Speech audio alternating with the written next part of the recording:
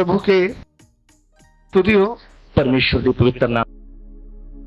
सुबह के समय में हम प्रभु के वचनों को सीखने जा रहे हैं। आज सुबह के समय ਅਸੀਂ परमेश्वर ਦੇ वचन ਨੂੰ ਸਿੱਖਣ ਦੇ ਲਈ ਜਾ ਰਹੇ ਹਾਂ। आप लोग किधर भी प्रभु का वचन सुन रहे हैं, ਤੁਸੀਂ ਜਿੱਥੇ ਕਿਤੇ ਵੀ परमेश्वर ਦਾ वचन सुन ਰਹੇ हो, प्रभु आपको आशीष देने जा रहा है। परमेश्वर ਤੁਹਾਨੂੰ ਆਪਣੇ वचन ਦੇ ਦੁਆਰਾ आशीष देਣ ਲਈ ਜਾ ਰਿਹਾ ਹੈ। इसलिए आप ध्यान से प्रभु के वचनों को सुनना है ਇਸ ਲਈ ਧਿਆਨ ਦੇ ਕੇ परमेश्वर ਦੇ वचन ਨੂੰ ਸੁਣਨਾ है। और ये वचन आपका आत्मिक भोजन बन जाए। और ਜਦੋਂ ਤੁਸੀਂ ਧਿਆਨ ਦੇ ਕੇ वचन ਨੂੰ ਸੁਣੋਗੇ ਤਾਂ ਇਹ वचन ਤੁਹਾਡੀ ਆਤਮਾ ਦਾ ਭੋਜਨ ਬਣ ਜਾਏਗਾ। आज के ध्यान के लिए ਅੱਜ ਦੇ ਧਿਆਨ ਦੇ ਲਈ हम प्रभु का वचन पढ़ना चाहते हैं। परमेश्वर ਦਾ वचन पढ़ना चाहांगे। ईशाया नबी की पुस्तक यशायाह नबी की किताब उसका 40 अध्याय उसका 40 अध्याय उसका 31 वचन ਉਹਦਾ 31 वचन। Isaiah chapter 14 verse 31। यशायाह नबी की किताब उसका 40 अध्याय ਉਹਦਾ 31 वचन। हालेलुया। पर यहोवा दे उडीकन वाले जोते हैं पर जो यहोवा ਨੂੰ ਉਡੀਕਦੇ ਹਨ वे नए सिरे से बल प्राप्त करेंगे। ਉਹ ਨਵੇਂ ਸਿਰਿਓਂ ਬਲ ਪਾਉਣਗੇ। इस पाप भरे संसार में हम रहते हैं। ਇਸ ਪਾਪ ਭਰੇ ਸੰਸਾਰ ਦੇ ਵਿੱਚ ਅਸੀਂ ਰਹਿੰਦੇ ਹਾਂ। इस संसार में हमारे विरोध में हमारा एक दुश्मन है। ਔਰ ਇਸ ਸੰਸਾਰ ਵਿੱਚ ਰਹਿੰਦੇ ਸਮੇਂ ਸਾਡਾ ਵਿਰੋਧ ਕਰਨ ਲਈ ਸਾਡਾ ਇੱਕ ਦੁਸ਼ਮਣ ਹੈ। नाम है शैतान। और उस दुश्मन का नाम है शैतान। वो 24 घंटे वो 24 घंटे हमारे विरोध में लगा रहता है। वो साडे विरोध दे विच लगा रहंदा है। हमें बर्बाद करने के लिए वो अपना काम करता रहता है। वो सानू बर्बाद करन दे लई मौका लभदा रहंदा है। तो उस समय हमें क्या करना है? तो उस समय असी की करना है? हमें पावर देने वाला, हमें सामर्थ्य देने वाला हमारा परमेश्वर है, यहोवा परमेश्वर। सानू शक्ति देने वाला, सानू बल देने वाला साडा परमेश्वर है, यहोवा परमेश्वर। हमारी आंखें उसकी ओर लगना चाहिए। वो साडियां अखां हमेशा उस परमेश्वर दे वाले लगियां रहनियां आ। हम उसकी ओर देखना है।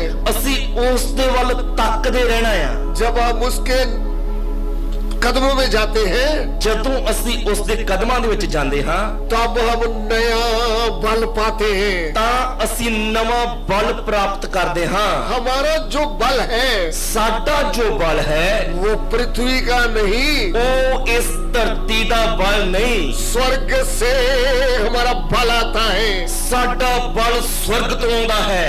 उस स्वर्गीय बल के सामने, उस स्वर्ग दे बल दे सामने दुनिया का कोई बल भी खड़ा नहीं हो सकता। दुनिया दी कोई भी ताकत खड़ी नहीं रह सकती। ये बात आपको समझ में आना है। इस गल दी तानू समझ लगनी है। कितनी बार हम थक गए, किन्नी बार असी थक गए। मसीह जीवन में हम थक गए।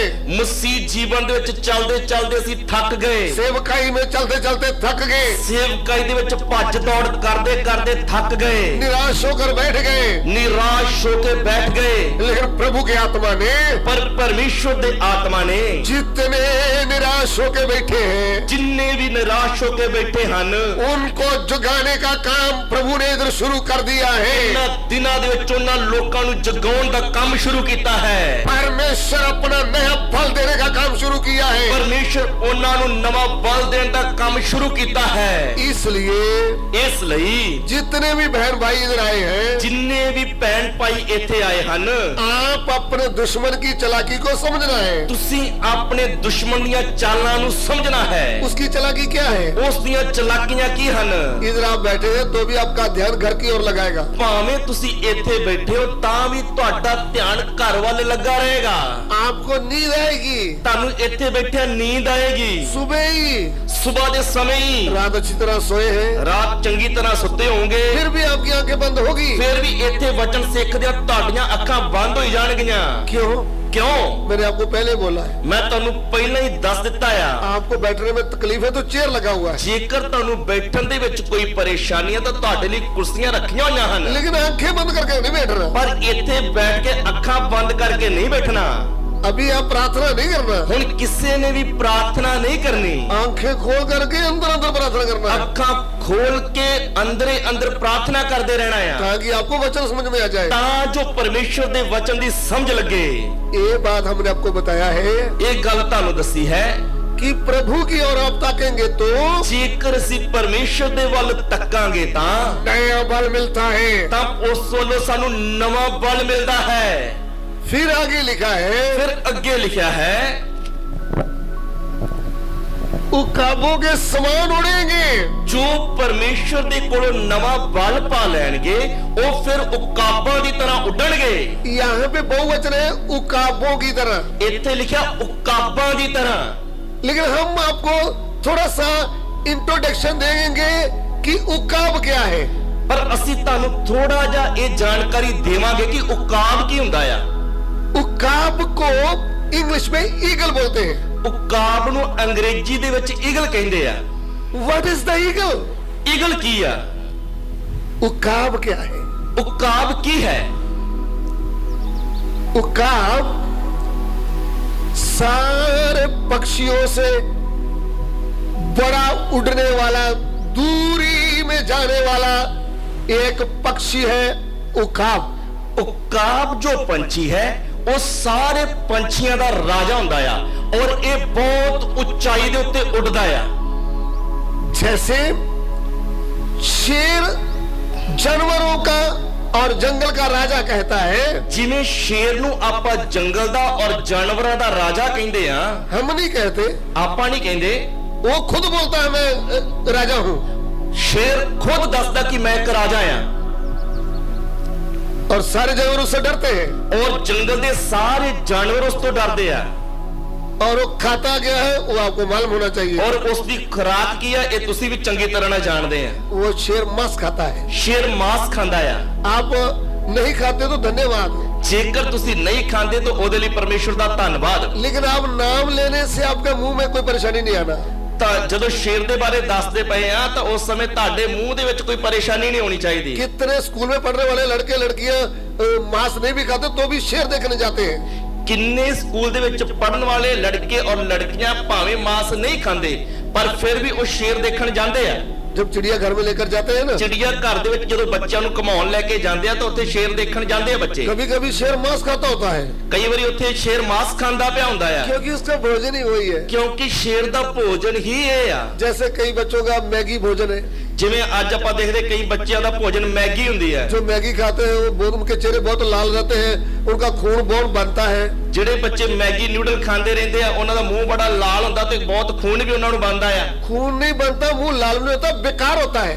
ਮੈਗੀ ਖਾਣ ਵਾਲੇ ਜੋ ਬੱਚੇ ਹੁੰਦੇ ਉਹਨਾਂ ਦਾ जो ना खून बनता और मुंह भी बेकार हो जाता है। नीचे उतर कर मान लीजिए छत से नीचे उतर रहे तो वो दूसरे का सहारा लेते हैं, और जे उन्हें छत तो थल्ले उतरना तो उन्होंने दूजे का सहारा लेना पैंदा है। वो दूसरे बच्चे को बोलते तू वो ला के देगा, और नाल दे बच्चों तो काम करवाते कि तू मैनू लिया दे नेड़े कर दे। क्यों ऐसा है? इवें क्यों आ? ये अच्छी वस्तुएं नहीं खाता, क्योंकि एदी खुराक चंगी नहीं हैगी, ये दुकान की वस्तुएं खाता ये है। दुकान दी चीजां खांदा आ। माँ बाप भी ध्यान नहीं करते, मां बाप भी इन्हां गल्लां ते ध्यान नहीं दिंदे, फिर बच्चा बीमार होता है। फिर बच्चा बीमार हो जाता है। 10 किलो वजन नहीं उठा सकता, वो बच्चे तो 10 किलो भार नहीं चुकिया जाता। बाइबल पकड़ाना है तो वो भी बोलता है आप उठा दो ना, जिन्हों बाइबल फड़ाइए तो कहता आप ही फड़ लो, फिर पानी मांगता है। और फिर पानी भी दूजा तो मांगता है। 13 साल का बच्चा है, 13 साल का बच्चा आ, 20 किलो वजन उठा सकता है, वो 20 किलो भार चुक सकता है, लेकिन उसको ऐसा तैयार किया, बोलता पानी लाओ ना एक गिलास। पर ओदी परवरिश ही इस तरह की हुई है कि दूजिਆਂ ਨੂੰ ਕਹਿੰਦਾ ਵੀ ਇੱਕ ਗਲਾਸ ਪਾਣੀ ਪਿਆ ਦਿਓ ਮੈਨੂੰ। 60 साल की दादी को बोलता पानी दो ना मुझे, 60 ਸਾਲ ਦੀ ਦਾਦੀ ਨੂੰ ਕਹਿੰਦਾ ਮੈਨੂੰ ਪਾਣੀ ਲਿਆ ਕੇ ਦੇ ਮੈਂ ਪੀਣਾ ਹੈ। इसकी टांगे को क्या हो गया है? ਇਹਦੀਆਂ ਲੱਤਾਂ ਨੂੰ ਕੀ ਹੋ ਗਿਆ?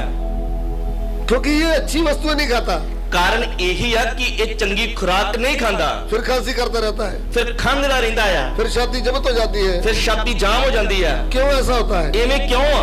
बेकार वस्तुएं खाएंगे तो आपके भी ऐसे हो जाएगा। ਜੇਕਰ ਤੁਸੀਂ ਵੀ ਬੇਕਾਰ ਚੀਜ਼ਾਂ ਖਾਂਦੇ ਰਹੋਗੇ ਤਾਂ ਤੁਸੀਂ ਵੀ ਐਵੇਂ ਹੋ ਜਾਓਗੇ। लेकिन शेर जो है ਪਰ ਸ਼ੇਰ ਜੋ ਆ वो जंगल का राजा ਉਹ है। ਜੰਗਲ ਦਾ ਰਾਜਾ ਆ। इसी मुताबिक ਇਸੇ ਹੀ ਤਰ੍ਹਾਂ उकाब कौन है? ਉਕਾਬ ਕੌਣ ਆ? पक्षियों का राजा, ਉਕਾਬ ਪੰਛੀਆਂ ਦਾ ਰਾਜਾ ਹੈ। सबसे ऊंचा उड़ने वाला, ਸਾਰੇ ਪੰਛੀਆਂ ਤੋਂ ਉੱਪਰ ਉਕਾਬ ਉੱਡਦਾ ਆ, और उसका भोजन भी मांस है। ਔਰ ਉਕਾਬ ਦਾ ਭੋਜਨ ਵੀ ਮਾंस ਆ। आपको कोई तकलीफ नहीं होना, ਇਸ ਗੱਲ ਦੀ ਤੁਹਾਨੂੰ ਕੋਈ ਵੀ ਪਰੇਸ਼ਾਨੀ ਨਹੀਂ ਹੋਣੀ आप ਚਾਹੀਦੀ। नहीं खाते हो तो धन्यवाद है, ਜਿਹੜੇ ਲੋਕ ਨਹੀਂ ਖਾਂਦੇ ਉਹਨਾਂ ਦੇ ਲਈ ਪਰਮੇਸ਼ਵਰ ਦਾ ਧੰਨਵਾਦ। लेकिन आप ये भी नहीं बोल सकते कि ये पाप है, ਪਰ ਤੁਸੀਂ ਇਹ ਨਹੀਂ ਕਹਿ ਸਕਦੇ ਕਿ ਮਾंस ਖਾਣਾ ਪਾਪ ਆ, क्योंकि सब दुनिया खाती है, उनको मालूम नहीं है। ਸਾਰੀ ਦੁਨੀਆ ਖਾਂਦੀ ਹੈ, ਉਹਨਾਂ ਨੂੰ ਪਤਾ ਨਹੀਂ। कुछ कच्चा मांस खाते हैं, ਕਈ ਲੋਕ ਕੱਚਾ ਮਾंस ਖਾਂਦੇ ਆ, कुछ उबला हुआ खाते हैं, ਕਈ ਲੋਕ ਉਬਾਲ ਕੇ ਖਾਂਦੇ ਆ, कुछ सब्जी बना के खाते हैं, ਕੁਝ ਲੋਕ ਸਬਜ਼ੀ ਬਣਾ ਕੇ ਖਾਂਦੇ ਆ। सब खाते हैं, ਸਾਰੇ ਲੋਕ ਹੀ ਖਾਂਦੇ ਆ, उनको ज्ञान नहीं है, ਉਹਨਾਂ ਨੂੰ ਗਿਆਨ ਨਹੀਂ ਹੈਗਾ। लेकिन मांस सब खाते हैं। ਪਰ ਮਾंस ਸਭ ਲੋਕ ਹੀ ਖਾਂਦੇ ਹਨ। आप बोलेंगे कैसे खाते हैं? ਤੁਸੀਂ ਹੁਣ ਕਹੋਗੇ ਵੀ ਇਹ ਕਿਵੇਂ ਕਹਿ ਸਕਦੇ ਆ? जब हमारे घर में बच्चा उत्पन्न हुआ, ਜਦੋਂ ਸਾਡੇ ਘਰ ਦੇ ਵਿੱਚ ਬੱਚਾ ਪੈਦਾ ਹੁੰਦਾ ਆ वो क्या है? ਤਾਂ ਉਹ ਕੀ ਆ? मांस। ਉਹ ਵੀ ਤਾਂ ਮਾंस ਹੀ ਆ। मांस है कि नहीं? ਮਾंस ਹੀ ਆ। मांस जब बड़ा हो गया, ਜਦੋਂ ਮਾंस ਵੱਡਾ ਹੋ ਗਿਆ उसकी शादी की, ਤਾਂ ਉਸ ਦਾ ਵਿਆਹ ਕੀਤਾ, वो घर में मांस को ले आया। ਤੇ ਉਹ ਵੀ ਵਿਆਹ ਕੇ ਮਾंस ਹੀ ਘਰੇ ਲੈ ਆਇਆ। समझ रहे हो आप? ਸਮਝਦੇ ਪਏ ਤੁਸੀਂ? जो स्त्री लाया, ਜਿਹੜੀ ਉਹ ਵਹੁਟੀ ਵਿਆਹ ਕੇ ਲਿਆਇਆ ਆ, वो क्या है? ਉਹ ਕੀ ਆ? मांस है कि नहीं? ਮਾंस ਹੀ ਆ। मांस हड्डियां ही हैं। ਉਹ ਵੀ ਮਾंस ਹੱਡੀਆਂ ਹੀ ਆ। फिर विवाह के बाद जो जन्म लिया वो क्या हुआ? ਤੇ ਵਿਆਹ ਹੋਣ ਤੋਂ ਬਾਅਦ ਜੋ ਬੱਚੇ ਨੇ ਜਨਮ ਲਿਆ ਉਹ ਵੀ ਫਿਰ ਕੀ ਆ? मांस। ਉਹ ਵੀ ਮਾंस ਹੀ ਆ। जब बच्चे के मुंह में डाला वो क्या डाला? ਤੇ ਬੱਚੇ ਨੂੰ ਜਦੋਂ ਦੁੱਧ ਪਿਆ ਤਾਂ ਉਹਦੇ ਮੂੰਹ ਦੇ ਵਿੱਚ ਵੀ ਕੀ ਪਾਇਆ? वो क्या था? ਉਹ ਕੀ ਸੀ? बोलो, कुछ सुन रहे हो तो बोलो। ਜੇ ਸਮਝ ਲੱਗਦੀ ਪਈ ਤਾਂ ਬੋਲੋ। उसके मुंह में मांस डाला है कि नहीं? ਬੱਚੇ ਦੇ ਮੂੰਹ ਦੇ ਵਿੱਚ ਮਾंस ਹੀ ਪਾਇਆ। हम नहीं मांस खाते। ਅਸੀਂ ਨਹੀਂ ਮਾंस ਖਾਂਦੇ। भैंस क्या देती है? ਮੱਝ ਕੀ ਦਿੰਦੀ ਆ? दूध देती है। ਦੁੱਧ ਦਿੰਦੀ ਆ ਨਾ। दूध कहाँ से आता है? ਤੇ ਦੁੱਧ ਵੀ ਕਿੱਥੋਂ ਆਉਂਦਾ ਆ?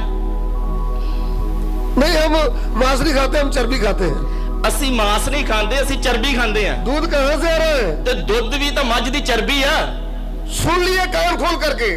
ਧਿਆਨ ਦੇ ਕੇ ਕੰਨ ਖੋਲ ਕੇ ਸੁਣ ਲਓ। जो बोलते हैं ना हम मीट नहीं खाते, ਜਿਹੜੇ ਲੋਕ ਇਹ ਕਹਿੰਦੇ ਕਿ ਅਸੀਂ ਮਾंस ਨਹੀਂ ਖਾਂਦੇ, हम दूध पीते हैं। ਅਸੀਂ ਦੁੱਧ ਪੀਂਦੇ ਆ। दूध कहाँ से आ रहा है? ਤੇ ਦੁੱਧ ਕਿੱਥੋਂ ਆਉਂਦਾ ਆ? आप मुझे खोल कर बता दो। ਤੁਸੀਂ ਖੋਲ ਕੇ ਸਾਨੂੰ ਇਹ ਦੱਸ ਦਿਓ दूध ऊपर से गिरता है ना, ਕਿ ਦੁੱਧ ਉੱਪਰੋਂ ਡਿੱਗਦਾ ਆ। भैंस के अंदर से चर्बी से दूध आता है, ਮੱਝ ਦੀ ਚਰਬੀ ਹੀ ਦੁੱਧ ਹੁੰਦੀ ਆ। इसलिए मांस के नाम से आपको कोई परेशानी नहीं होना। ਇਸ ਲਈ ਜਦੋਂ ਅਸੀਂ ਉਕਾਬ ਦੇ ਬਾਰੇ, ਸ਼ੇਰ ਦੇ ਬਾਰੇ ਦੱਸਦੇ ਪਏ ਕਿ ਉਹਨਾਂ ਦੀ ਖੁਰਾਕ ਮਾंस ਆ, ਤਾਂ ਤੁਹਾਨੂੰ ਸੁਣ ਕੇ ਕੋਈ ਪਰੇਸ਼ਾਨੀ ਨਹੀਂ ਹੋਣੀ ਚਾਹੀਦੀ। आप नहीं खाते तो हम आपको नहीं बोलेंगे खाओ, ਜੇਕਰ ਤੁਸੀਂ ਸ਼ਾਕਾਹਾਰੀ ਹੋ, ਮਾंस ਨਹੀਂ ਖਾਂਦੇ, ਤਾਂ ਅਸੀਂ ਮਜਬੂਰ ਨਹੀਂ ਕਰਦੇ ਕਿਸੇ ਨੂੰ। लेकिन जो खाते हैं हम उनको भी नहीं बोलेंगे तुम क्यों खाते हो। ਪਰ ਜਿਹੜੇ ਖਾਂਦੇ ਅਸੀਂ ਉਹਨਾਂ ਨੂੰ ਵੀ ਨਹੀਂ ਕਹਾਂਗੇ ਤੁਸੀਂ ਕਿਉਂ ਖਾਂਦੇ ਆ। लेकिन जिन्होंने बड़े बड़े दायरे बना के रखे हैं मीट के नाम से, अंडा के नाम से, ਪਰ ਕਈ ਲੋਕਾਂ ਨੇ ਆਪਣੇ ਵੱਲੋਂ ਵੱਡੇ ਵੱਡੇ ਦਾਇਰੇ ਬਣਾ ਕੇ ਰੱਖੇ ਆ ਮੀਟ ਔਰ ਆਂਡੇ ਦੇ ਨਾਂ ਤੇ। और सब कुछ पाप करते जाए, मांस अंडा नहीं खाना। ਉਹ ਬਾਕੀ ਸਭ ਪਾਪ ਕਰਦੇ ਆ ਪਰ ਮਾंस ਤੇ ਆਂਡਾ ਨਹੀਂ ਖਾਂਦੇ। इन फकीरों फरीसियों को मैं बोलता हूँ, ਇਹਨਾਂ ਫੱਕੀਆਂ ਫਰੀਸੀਆਂ ਨੂੰ ਮੈਂ ਆਖਦਾ ਹਾਂ, तुम भी मांस खाते हो। ਤੁਸੀਂ ਵੀ ਮਾंस ਖਾਂਦੇ ਹੋ। अपनी माँ का तुमने मांस खाया, दूध पिया है। ਤੁਸੀਂ ਆਪਣੀ ਮਾਂ ਦਾ ਦੁੱਧ ਪੀਤਾ ਹੈ, ਮਾंस ਖਾਦਾ ਆ। वो दूध कहाँ से आया था? ਉਹ ਦੁੱਧ ਕਿੱਥੋਂ ਆਇਆ ਸੀ? माँ की चर्बी से। ਉਹ ਮਾਂ ਦੀ ਚਰਬੀ ਹੀ ਸੀ। आपने माँ को देखो, जो छोटे बच्चे वाली माँ उसको देखना। ਜੋ ਛੋਟੇ ਬੱਚੇ ਵਾਲੀ ਮਾਂ ਹੁੰਦੀ ਉਹਨੂੰ ਵੇਖਿਓ। अगर बच्चा दूध पीता है तो माँ का चेहरा इतना हो जाता है। ਜਦੋਂ ਬੱਚਾ ਦੁੱਧ ਪੀਂਦਾ ਹੁੰਦਾ ਤਾਂ ਮਾਂ ਦਾ ਮੂੰਹ ਸੁੱਕ ਕੇ ਨਿੱਕਾ ਜਿਹਾ ਹੋ ਜਾਂਦਾ ਆ। तो जो तो समझदार है परिवार वाले, वो माँ को फिर दूध पिलाते हैं। ਜਿਹੜੇ ਪਰਿਵਾਰ ਵਾਲਿਆਂ ਨੂੰ ਸਮਝ ਹੁੰਦੀ ਆ, ਫਿਰ ਉਹ ਬੱਚੇ ਨੂੰ ਦੁੱਧ ਦੇਣ ਵਾਲੀ ਮਾਂ ਨੂੰ ਖੁਰਾਕ ਦਿੰਦੇ ਆ, ਦੁੱਧ ਪਿਉਂਦੇ ਆ। अगर माँ को दूध नहीं पिलाया तो माँ सूखी हो जाती है। ਜੇਕਰ ਮਾਂ ਦਾ ਧਿਆਨ ਨਾ ਰੱਖਿਆ, ਉਹਨੂੰ ਖੁਰਾਕ ਨਾ ਦਿੱਤੀ ਤਾਂ ਸੁੱਕ ਕੇ ਤੀਲੇ ਵਰਗੀ ਹੋ ਜਾਂਦੀ फिर ਹੈ। बच्चा रोता है क्योंकि उसका पेट नहीं भरता। ਫਿਰ ਬੱਚਾ ਰੋਂਦਾ ਹੈ ਕਿਉਂਕਿ ਉਹਨੂੰ ਦੁੱਧ ਪੂਰਾ ਨਹੀਂ ਮਿਲਦਾ। सुन रहे हैं आप? ਸੁਣਦੇ ਪਏ ਤੁਸੀਂ? ये बात हम नहीं बताएंगे तो फिर कौन बताएगा? ਜੇ ਇਹ ਗੱਲਾਂ ਅਸੀਂ ਨਹੀਂ ਦੱਸਾਂਗੇ ਤਾਂ ਤੁਹਾਨੂੰ ਕਿਹਨੇ ਦੱਸਣੀਆਂ ਆ? ये बड़ी बात मैंने आपको बताया है। ਇਹ ਇੱਕ ਵੱਡੀ ਗੱਲ ਮੈਂ ਤੁਹਾਨੂੰ ਦੱਸੀ ਆ मांस की बात है। ਮਾंस ਦੇ ਬਾਰੇ। तुम खुद मांस हो, ਤੁਸੀਂ ਖੁਦ ਵੀ ਤਾਂ ਮਾंस ਹੀ ਹੋ। तुम्हारी पत्नी मांस है, ਤੁਹਾਡੀ ਪਤਨੀ ਵੀ ਮਾंस ਹੀ ਆ। तुम्हारा बच्चा मांस है, ਤੁਹਾਡਾ ਬੱਚਾ ਵੀ ਮਾंस ਹੀ ਆ। तुम्हारा बच्चा दूध पिया है, ਤੁਹਾਡੇ ਬੱਚੇ ਨੇ ਦੁੱਧ ਪੀਤਾ ਆ तुमने भी अपनी माँ का दूध पिया ਤੇ है। ਤੁਸੀਂ ਵੀ ਆਪਣੀ ਮਾਂ ਦਾ ਦੁੱਧ ਪੀਤਾ ਆ। चर्बी खाया है तूने, ਚਰਬੀ ਖਾਧੀ ਆ ਤੁਸੀਂ। दूध कहाँ से आया है? ਦੁੱਧ ਕਿੱਥੋਂ ਆਇਆ ਆ? कुछ समझ में आ रहा है? ਕਿਸੇ ਗੱਲ ਦੀ ਸਮਝ ਲੱਗੀ? और नहीं जी, लोग बोलते हैं आपका सब कुछ ठीक है, ਲੋਕ ਕਹਿੰਦੇ ਆ ਨਹੀਂ ਜੀ ਬਾਕੀ ਤੁਹਾਡੀਆਂ ਸਾਰੀਆਂ ਗੱਲਾਂ ਠੀਕ ਆ, वो आप जो अंडा मांस खाते हैं ना पाप करते हैं। ਬਸ ਆਹੀ ਆ ਜਿਹੜਾ ਤੁਸੀਂ ਆਂਡਾ ਮਾਸ ਖਾਣੇ ਤੁਸੀਂ ਬੜਾ ਵੱਡਾ ਪਾਪ ਕਰਦੇ ਆ। पाप खाने वाले नहीं करते, आप जो नफरत करते हैं आप पाप कर रहे हैं। ਪਾਪ ਆਂਡਾ ਮੀਟ ਖਾਣ ਵਾਲੇ ਨਹੀਂ ਕਰਦੇ ਪਏ, ਤੁਸੀਂ ਜੋ ਉਹਨਾਂ ਤੋਂ ਨਫ਼ਰਤ ਕਰਦੇ ਪਏ ਤੁਸੀਂ ਪਾਪ ਕਰਦੇ ਪਏ ਆ। जानवर को किसने बनाया है? ਜਾਨਵਰ ਨੂੰ ਕਿੰਨੇ ਬਣਾਇਆ ਆ? परमेश्वर ने। ਪਰਮੇਸ਼ਵਰ ਨੇ। किसके लिए बनाया है? ਕਿਹਦੇ ਲਈ ਬਣਾਇਆ ਆ? अपने लिए। ਆਪਣੇ ਲਈ ਬਣਾਇਆ ਹੈ। परमेश्वर बेचारे को दूध की जरूरत थी इसलिए उसने भैंस बना दिया है। ਪਰਮੇਸ਼ਰ ਨੂੰ ਦੁੱਧ ਦੀ ਲੋੜ ਸੀ ਇਸ ਲਈ ਉਹਨੇ ਮੱਝ ਬਣਾ ਦਿੱਤੀ। ऐसा है ना? ਇਵੇਂ ਹੀ ਆ। क्यों नहीं? ਕਿਉਂ ਨਹੀਂ? दूध तो हमको चाहिए था, ਦੁੱਧ ਤਾਂ ਸਾਨੂੰ ਚਾਹੀਦਾ ਆ, दही तो हमको चाहिए था, ਦਹੀਂ ਸਾਨੂੰ ਚਾਹੀਦਾ ਆ, घी हमको चाहिए पराठे बनाने के लिए, ਉਹ ਸਾਨੂੰ ਚਾਹੀਦਾ ਆ ਪਰੌਂਠਿਆਂ ਦੇ ਲਈ। मक्खन हम खाते हैं, दाल मखनी। ਦਾਲ ਮੱਖਣੀ ਅਸੀਂ ਖਾਂਦੇ ਆ। अरे परमेश्वर ने तो आपके लिए बनाया है। ਪਰਮੇਸ਼ਰ ਨੇ ਸਭ ਕੁਝ ਸਾਡੇ ਲਈ ਬਣਾਇਆ ਆ। और नहीं साहब आप जानवर मार देते हैं। ਨਹੀਂ ਆ ਜਿਹੜਾ ਤੁਸੀਂ ਜਾਨਵਰ ਮਾਰ ਦਿੰਨੇ ਆ ਨਾ, हम नहीं मारते, ਅਸੀਂ ਨਹੀਂ ਮਾਰਦੇ। मीट बेचने वाले मारते हैं। ਇਹ ਜਿਹੜੇ ਕਸਾਈ ਹੁੰਦੇ ਆ ਮੀਟ ਵੇਚਦੇ ਆ ਉਹ ਮਾਰਦੇ ਆ। उसी समय जब मुर्गा काटा तो पुलिस आ जाती है। ਜਦੋਂ ਹੀ ਉਹ ਮੁਰਗੇ ਨੂੰ ਕੱਟਦੇ ਆ ਤਾਂ ਪੁਲਿਸ ਉਹਨਾਂ ਨੂੰ ਫੜਨ ਲਈ ਆ ਜਾਂਦੀ ਹੈ। देखा ना, हमने आती है ना। ਤੁਸੀਂ ਵੇਖਿਆ ਇਹ ਚੀਜ਼? ਕਸਾਈ ਨੂੰ ਪੁਲਿਸ ਵਾਲੇ ਲੈ ਜਾਂਦੇ ਫੜ ਕੇ। ये जो लोग बोलते हैं पाप किया, फिर वो कैसे हो गया? ਤੇ ਫਿਰ ਜਿਹੜੇ ਲੋਕ ਇਹ ਕਹਿੰਦੇ ਪਏ ਕਿ ਤੁਸੀਂ ਪਾਪ ਕਰਦੇ ਆ, ਫਿਰ ਕਿਵੇਂ ਹੋ ਗਿਆ ਇਹ ਪਾਪ? उसको तो पुलिस लेकर नहीं गई। ਜਿੰਨੇ ਮੀਟ ਕੱਟਿਆ ਆ, ਜਿੰਨੇ ਮੁਰਗਾ ਕੱਟਿਆ ਉਹਨੂੰ ਤਾਂ ਪੁਲਿਸ ਫੜ ਕੇ ਨਹੀਂ ਲੈ ਕੇ ਗਈ। उसके ऊपर तो 307 का पर्चा ही नहीं हुआ। ਉਹਦੇ ਤੇ ਤਾਂ 307 ਦਾ ਪਰਚਾ ਹੋਇਆ ਹੀ ਨਹੀਂ। अरे वो जानवर था। ਜੋ ਉਹਨੇ ਕੱਟਿਆ ਉਹ ਜਾਨਵਰ ਸੀ।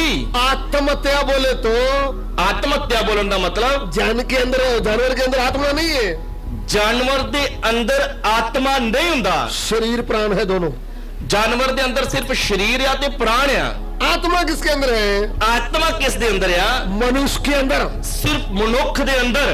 मनुष्य के अंदर शरीर भी है, प्राण भी है और आत्मा है। ਮਨੁੱਖ ਦੇ ਅੰਦਰ ਸਰੀਰ ਆ, ਪ੍ਰਾਣ ਆ ਔਰ ਆਤਮਾ ਆ। आप मनुष्य को मार कर देखो, ਤੁਸੀਂ ਮਨੁੱਖ ਨੂੰ ਮਾਰ ਕੇ ਵੇਖੋ, बस 2 घंटे के बाद आपको पकड़ के ले जाएगी पुलिस। 2 ਘੰਟਿਆਂ ਬਾਅਦ ਹੀ ਪੁਲਿਸ ਤੁਹਾਨੂੰ ਫੜ ਕੇ ਲੈ ਜਾਏਗੀ, क्योंकि आपने आत्महत्या किया है। ਕਿਉਂਕਿ ਤੁਸੀਂ ਇੱਕ ਮਨੁੱਖ ਦਾ ਕਤਲ ਕਰ ਦਿੱਤਾ ਆ। ये है ज्ञान की बात। ਇਹ ਆ ਗਿਆਨ ਦੀ ਗੱਲ। जितने भी सुन रहे हैं, ਜਿੰਨੇ ਵੀ ਸੁਣ ਰਹੇ ਹਨ, भाई हो बहन हो, ਭੈਣਾ ਚਾਹੇ ਭਾਈ ਹੋਣ, आप लोगों की बातों के चक्करों में नहीं पड़ना। ਤੁਸੀਂ ਲੋਕਾਂ ਦੀਆਂ ਗੱਲਾਂ ਦੇ ਵਿੱਚ, ਮਨੁੱਖੀ ਸਿੱਖਿਆਵਾਂ ਦੇ ਵਿੱਚ ਨਹੀਂ ਫਸਣਾ। हाँ जी, खाने के बारे में अच्छी तरह बता दिया आपको। ਖਾਣ ਪੀਣ ਦੇ ਬਾਰੇ ਤੁਹਾਨੂੰ ਚੰਗੀ ਤਰ੍ਹਾਂ ਨਾਲ ਦੱਸ ਦਿੱਤਾ ਆ। जो हमारा उकाब है, ਜੋ ਉਕਾਬ ਪੰਛੀ ਹੈ वो क्या खाता है? ਉਹ ਕੀ ਖਾਂਦਾ ਹੈ?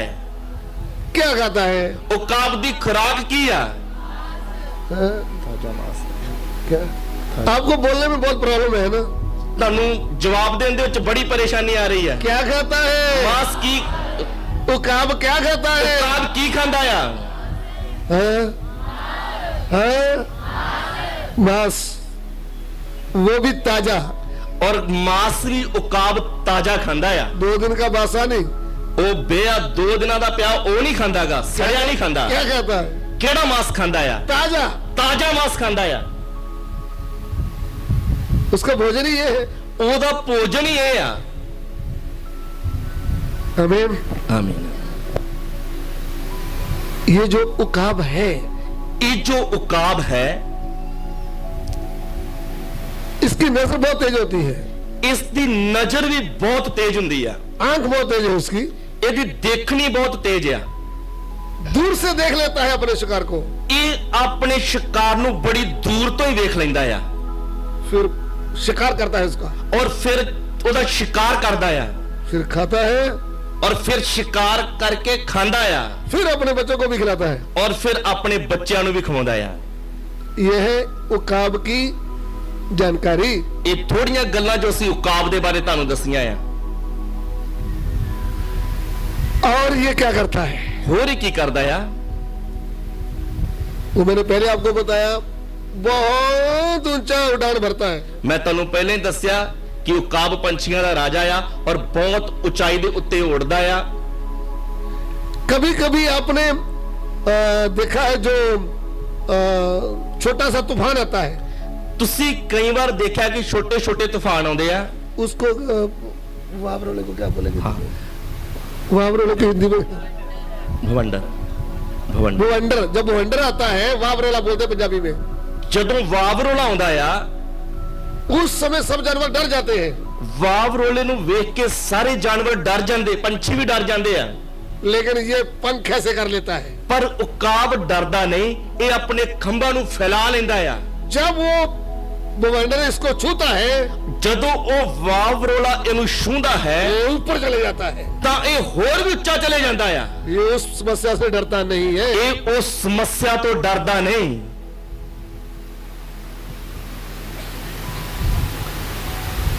ये लंबी उम्र जीने वाला एक पक्षी है। ਇਹ ਲੰਬੀ ਉਮਰ ਜੀਣ ਵਾਲਾ ਇੱਕ ਪੰਛੀ ਆ। कम से कम भी 70 साल। ਘੱਟੋ ਘੱਟ 70 ਸਾਲ। आप उकाब के बारे में सीख रहे हैं ना? ਤੁਸੀਂ ਉਕਾਬ ਦੇ ਬਾਰੇ ਸਿੱਖਣਾ ਆ, उकाब की पहले जानकारी थोड़ा आपको दे रहा हूँ, ਇਸ ਲਈ ਉਕਾਬ ਦੀ ਥੋੜੀ ਜਾਣਕਾਰੀ ਤੁਹਾਨੂੰ ਦੇ ਰਿਹਾ ਆ। फिर हम इसके आत्मिक अर्थ में जाएंगे। ਫਿਰ ਅਸੀਂ ਇਸ ਦੇ ਆਤਮਿਕ ਅਰਥ ਦੇ ਵਿੱਚ ਜਾਵਾਂਗੇ। आप बोलेंगे हमको इधर पक्षी की जानकारी देने के लिए बैठाया है। ਤੁਹਾਡੇ ਮਨ 'ਚ ਵਿਚਾਰ ਆਉਂਦੇ ਹੋਣਗੇ ਕਿ ਸਾਨੂੰ ਇੱਧਰ ਆ ਕੇ ਪੰਛੀਆਂ ਬਾਰੇ ਦੱਸਣ ਲਈ ਬੁਲਾ ਲਿਆ। जानकारी भी लेना देना आसान बात नहीं है। ਜਾਣਕਾਰੀ ਵੀ ਲੈਣਾ ਜਾਂ ਕਿਸੇ ਨੂੰ ਦੇਣੀ ਕੋਈ ਸੌਖੀ ਗੱਲ ਨਹੀਂ। पहले सीखना पड़ता है, फिर सिखाना पड़ता है। ਪਹਿਲਾਂ ਸਿੱਖਣਾ ਪੈਂਦਾ ਆ ਔਰ ਫਿਰ ਸਿਖਾਉਣਾ ਪੈਂਦਾ ਆ। इसलिए आपको मोटी मोटी बातें बता रहे हैं, ਤੁਹਾਨੂੰ ਮੋਟੀਆਂ-ਮੋਟੀਆਂ ਗੱਲਾਂ ਦੱਸਦੇ ਪਏ ਆ ताकि आपको समझ लगे हमारा विषय क्या है। ਤਾਂ ਜੋ ਤੁਹਾਨੂੰ ਸਮਝ ਲੱਗ ਸਕੇ ਕਿ ਸਾਡਾ ਵਿਸ਼ਾ ਕੀ ਆ। उकाब ਉਕਾਬ उसकी तरह उड़ रहा है। ਉਕਾਬ ਦੀ ਤਰ੍ਹਾਂ ਸੀ ਉੱਡਣਾ ਹੈ। आमीन। ਆਮੀਨ। और उकाब जो है ਉਕਾਬ ਜੋ ਹੈ वो अपने बच्चों को भी तैयार करता है। ਉਹ ਆਪਣੇ ਬੱਚਿਆਂ ਨੂੰ ਵੀ ਤਿਆਰ ਕਰਦਾ ਆ। अपने बच्चों को लेकर उड़ता है, ਉਹ ਆਪਣੇ ਬੱਚਿਆਂ ਨੂੰ ਲੈ ਕੇ ਉੱਡਦਾ ਹੈ। फिर दूरी में जाकर छोड़ देता है। ਉਕਾਬ ਆਪਣੇ ਬੱਚਿਆਂ ਨੂੰ ਜੋ ਛੋਟੇ ਉਹਨਾਂ ਨੂੰ ਖੰਭਾਂ ਤੇ ਬਿਠਾ ਲੈਂਦਾ ਆ ਔਰ ਫਿਰ ਉਚਾਈ ਤੇ ਲਿਜਾ ਕੇ ਉਹਨਾਂ ਨੂੰ ਛੱਡ ਦਿੰਦਾ ਆ। फिर वो बेचारे हाथ पांव मारते हैं। ਔਰ ਫਿਰ ਜਦੋਂ ਬੱਚੇ ਆ ਫਿਰ ਜਦੋਂ ਥੱਲੇ ਨੂੰ ਆਉਂਦੇ ਫਿਰ ਹੱਥ ਮਾਰਨੇ ਸ਼ੁਰੂ ਕਰ ਦਿੰਦੇ, ਖੰਭ ਮਾਰਨੇ ਸ਼ੁਰੂ ਕਰ ਦਿੰਦੇ। फिर वो भी बाप की तरह उड़ना सीख जाते हैं। ਔਰ ਜਦੋਂ ਇਸ ਤਰ੍ਹਾਂ ਖੰਭ ਮਾਰਦੇ ਮਾਰਦੇ ਆਪਣੇ ਬਾਪ ਦੀ ਤਰ੍ਹਾਂ ਉੱਡਣਾ ਸਿੱਖ ਜਾਂਦੇ ਆ। हालेलुया। ਹਾਲੇਲੂਇਆ। सो हमारा प्रभु यीशु भी उड़ने वाला है। ਸਾਡਾ ਪ੍ਰਭੂ ਯੀਸ਼ੂ ਵੀ ਉੱਡਣ ਵਾਲਾ ਹੈ।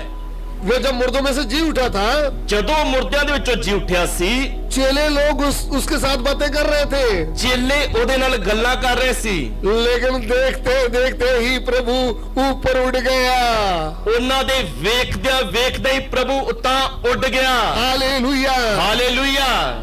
प्रेरितों के काम ਰਸੂਲਾਂ ਦੇ ਕਰਤੱਵ अध्याय 1 ਉਸ ਦਾ ਇੱਕ ਅਧਿਆਏ उसका 9 से 11 वचन, ਉਸ ਦਾ 9 ਤੋਂ 11 ਵਚਨ। Acts chapter 1 verse 9 and 11। ਰਸੂਲਾਂ ਦੇ ਕਰਤੱਵ ਇੱਕ ਅਧਿਆਏ ਉਸ ਦੇ 9 ਤੋਂ 11 ਵਚਨ। ਪਰ ਜਾਓ ਇਹ ਗੱਲਾਂ ਕਹਿ ਹਟਿਆ ਤਾਂ ਉਹਨਾਂ ਦੇ ਵੇਖਦਿਆਂ ਵੇਖਦਿਆਂ ਉਹ ਉਤਾਂ ਉਠਾਇਆ ਗਿਆ ਅਤੇ ਬਦਲੀ ਨੇ ਉਸ ਨੂੰ ਉਹਨਾਂ ਦੀ ਨਜ਼ਰੋਂ ਓਲੇ ਕਰ ਦਿੱਤਾ ਔਰ ਉਸ ਦੇ ਜਾਂਦਿਆਂ ਹੋਇਆਂ ਜਾਓ ਆਕਾਸ਼ ਦੀ ਵੱਲ ਤੱਕ ਰਹੇ ਸਨ। ਵੇਖੋ ਦੋ ਜਣੇ ਚਿੱਟਾ ਪਹਿਰਾਵਾ ਪਹਿਨੀ ਉਹਨਾਂ ਦੇ ਕੋਲ ਖਲੋਤੇ ਸਨ ਅਤੇ ਉਹ ਆਖਣ ਲੱਗੇ, ਹੇ ਗਲੀਲੀ ਪੁਰਖੋ, ਤੁਸੀਂ ਕਿਉਂ ਖੜੇ ਆਕਾਸ਼ ਦੀ ਵੱਲ ਵੇਖਦੇ ਹੋ? ਇਹ ਯੀਸ਼ੂ ਜਿਹੜਾ ਤੁਹਾਡੇ ਕੋਲੋਂ ਆਕਾਸ਼ ਉੱਪਰ ਉਠਾ ਲਿਆ ਗਿਆ ਉਸੇ ਤਰ੍ਹਾਂ ਆਵੇਗਾ ਜਿਸ ਤਰ੍ਹਾਂ ਤੁਸੀਂ ਉਸ ਨੂੰ ਆਕਾਸ਼ ਉੱਤੇ ਜਾਂਦੇ ਵੇਖਿਆ।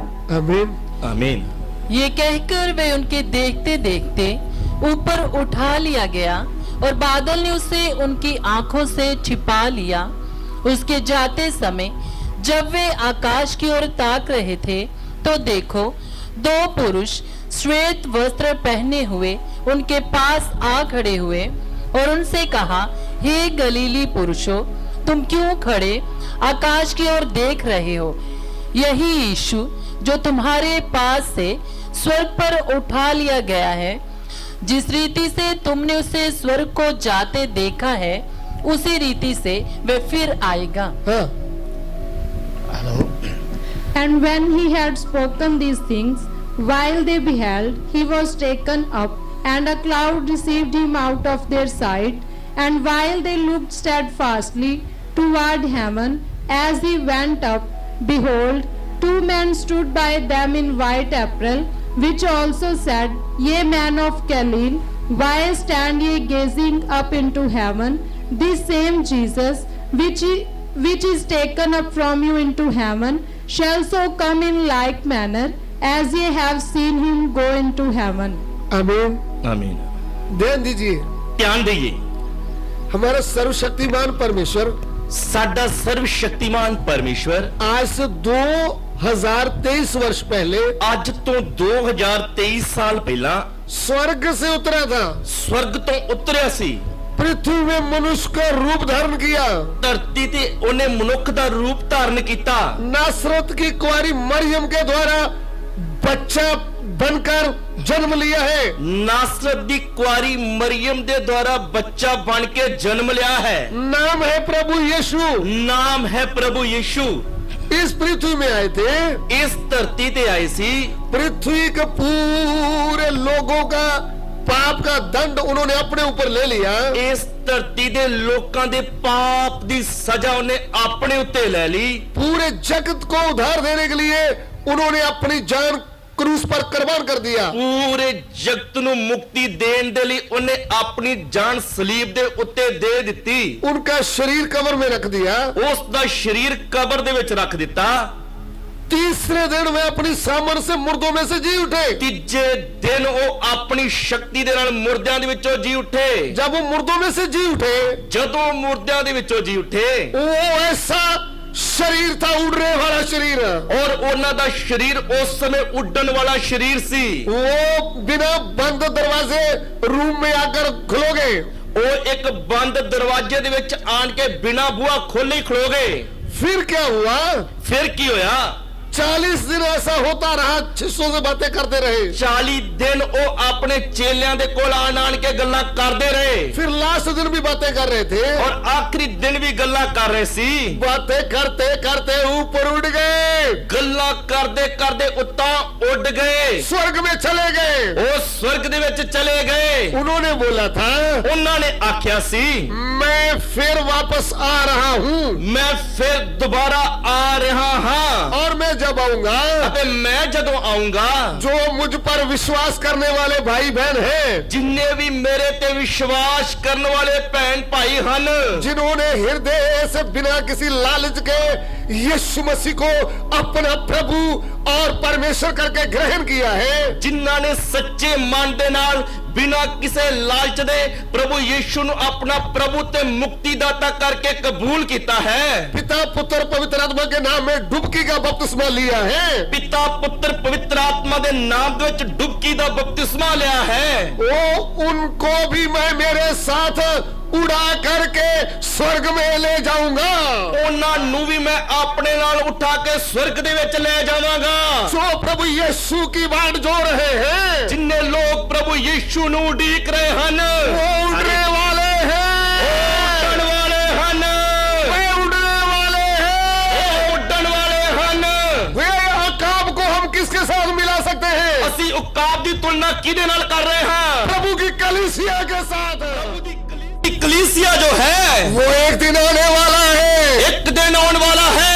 हम उकाब की तरह उड़ने जा रहे हैं। ਅਸੀਂ ਉਕਾਬ ਦੀ ਤਰ੍ਹਾਂ ਉੱਡਣ ਜਾ ਰਹੇ ਹਾਂ। कौन उड़ेंगे? ਕੌਣ ਉੱਡਣਗੇ? उकाब की तरह है जो ਜਿਹੜੇ ਉਕਾਬ ਦੀ ਤਰ੍ਹਾਂ ਹਨ। सूर कभी उड़ता नहीं। ਸੂਰ ਕਦੇ ਵੀ ਉੱਡਦਾ ਨਹੀਂ। आपने देखा उड़ता है? ਤੁਸੀਂ ਵੇਖਿਆ ਕਦੇ ਸੂਰ ਉੱਡਦਾ ਹੋਵੇ? नहीं उड़ता। पंजाब में नहीं उड़ता, ਪੰਜਾਬ ਦੇ ਵਿੱਚ ਸੂਰ ਨਹੀਂ ਉੱਡਦਾ। शायद गुजरात में उड़ता होगा, ਗੁਜਰਾਤ ਦੇ ਵਿੱਚ ਸੂਰ ਉੱਡਦਾ ਵੇਖਿਆ ਹੋਵੇ ਕਿਸੇ ਨੇ। महाराष्ट्र में उड़ता होगा, ਐਮਪੀ ਦੇ ਵਿੱਚ ਵੇਖਿਆ ਹੋਵੇ ਕਿਸੇ ਨੇ, ਮਹਾਰਾਸ਼ਟਰ 'ਚ ਵੇਖਿਆ ਹੋਵੇ। नहीं उड़ता। हम कौन है? ਅਸੀਂ ਕੌਣ ਹਾਂ? उकाब शब्द क्यों आया है? ਉਕਾਬ ਸ਼ਬਦ ਕਿਉਂ ਆਇਆ ਹੈ? हालेलुया। ਹਾਲੇਲੂਇਆ। उकाब की तरह उड़ने वाले हैं। ਉਕਾਬ ਦੀ ਤਰ੍ਹਾਂ ਉੱਡਣ ਵਾਲੇ ਹਨ। हम हालेलुया हालेलुया कहते हैं, हम हालेलुया हालेलुया कहते उड़ जाने वाले हैं, उड़ जाने वाले हैं। हम हालेलुया हालेलुया कहते हैं, हम हालेलुया हालेलुया कहते उड़ जाने वाले हैं, उड़ जाने वाले हैं।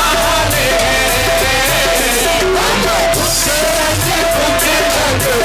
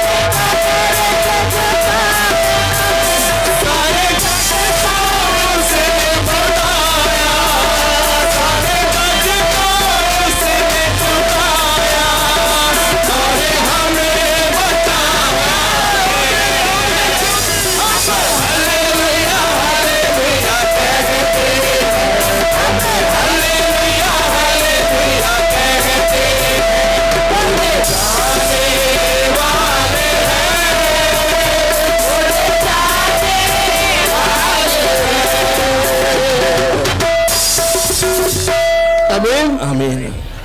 उकाब के बारे में हम सीख रहे थे। उकाब ਦੇ ਬਾਰੇ ਅਸੀਂ ਸਿੱਖ ਰਹੇ ਸੀ।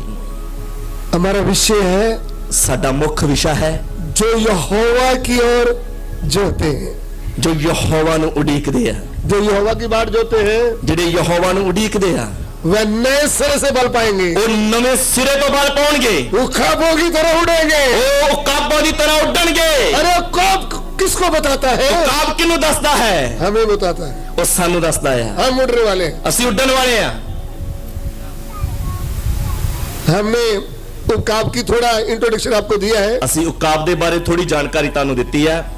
अभी हम उकाब क्या है वो बात छोड़ करके उसका आत्मिक अर्थ में आगे जाएंगे। ਹੁਣ ਉਕਾਬ ਕੀ ਆ ਇਸ ਗੱਲ ਨੂੰ ਛੱਡ ਦੇ ਉਸ ਦੇ ਆਤਮਿਕ ਅਰਥ ਦੇ ਵੱਲ ਅੱਗੇ ਵਧਾਂਗੇ। आपने ये बात समझ लिया है। ਤੁਸੀਂ ਇਸ ਗੱਲ ਨੂੰ ਸਮਝ ਲਿਆ ਹੋਵੇਗਾ। अभी आप अपने आप को तैयार करोगे, मुझे भी उड़ना है। ਹੁਣ ਤੁਸੀਂ ਆਪਣੇ ਆਪ ਨੂੰ ਤਿਆਰ ਕਰਨਾ ਕਿ ਮੈਂ ਵੀ ਉੱਡਣਾ ਆ। और हम जो प्रभु हमें बताएगा, ਜਿਵੇਂ ਜਿਵੇਂ ਪ੍ਰਭੂ ਸਾਨੂੰ ਦੱਸੇਗਾ, पुराना नियम हो नया नियम हो, ਪੁਰਾਣਾ ਨੇਮ ਹੋਵੇ ਨਵਾਂ ਨੇਮ ਹੋਵੇ, जो आत्मा हमें सिखाएगा वो आपको सिखा देंगे। ਜੋ ਵੀ ਪਰਮੇਸ਼ਰ ਦਾ ਆਤਮਾ ਸਾਨੂੰ ਸਿਖਾਏਗਾ ਅਸੀਂ ਤੁਹਾਨੂੰ ਸਿਖਾ ਦੇਵਾਂਗੇ। अभी हम चाहते हैं कि आपको 10 मिनट ब्रेक दिया जाए। ਹੁਣ ਅਸੀਂ ਚਾਹਾਂਗੇ ਕਿ 10 ਮਿੰਟ ਦੀ ਤੁਹਾਨੂੰ ਬ੍ਰੇਕ ਦਿੱਤੀ ਜਾਵੇ। आइए हम प्रार्थना करें। ਅੱਜ ਅਸੀਂ ਪ੍ਰਾਰਥਨਾ ਕਰਾਂਗੇ। हमारे प्यारे प्रभु, ਸਾਡੇ ਪਿਆਰੇ ਪ੍ਰਭੂ, हम आपका धन्यवाद देते हैं। ਅਸੀਂ ਤੁਹਾਡਾ ਧੰਨਵਾਦ ਕਰਦੇ ਹਾਂ।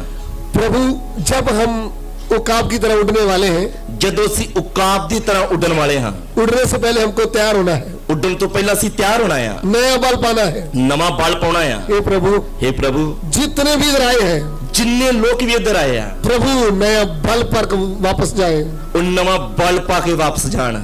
पिता, ਪਿਤਾ, आगे के समय को तेरे हाथ में सौंपते हैं। ਅਸੀਂ ਅਗਲੇ ਸਮੇਂ ਨੂੰ ਤੁਹਾਡੇ ਹੱਥ ਵਿੱਚ ਸੌਂਪ ਦਿੰਦੇ ਆ। विनती को ग्रहण करें। ਸਾਡੀ ਬੇਨਤੀ ਨੂੰ ਕਬੂਲ ਕਰ ਲਓ। यीशु मसीह के पवित्र नाम से मांगते हैं, ਯੀਸ਼ੂ ਮਸੀਹ ਦੇ ਪਵਿੱਤਰ ਨਾਮ ਦੇ ਵਿੱਚ ਮੰਗਦੇ ਹਾਂ। आमीन। ਆਮੀਨ। ध्यान दीजिए, ਧਿਆਨ ਦਈਏ गर्मी है। वचन ਉਸ ਦਾ 40 ਅਧਿਆਏ ਉਹਦਾ 31 ਵਚਨ, ईशाया चैप्टर 14 वर्स 31। ਜੋ ਸ਼ਾਇਆ ਨਬੀ ਦੀ ਕਿਤਾਬ ਉਹਦਾ 40 ਅਧਿਆਏ ਉਹਦਾ 31 ਵਚਨ। पढ़िएगा। ਪਰ ਯਹੋਵਾ ਦੇ ਉਡੀਕਣ ਵਾਲੇ ਨਵੇਂ ਸਿਰਿਓਂ ਬਲ ਪਾਉਣਗੇ। ਉਹ ਉਕਾਬ ਵਾਂਗੂ ਖੰਭਾਂ ਉੱਤੇ ਉੱਡਣਗੇ।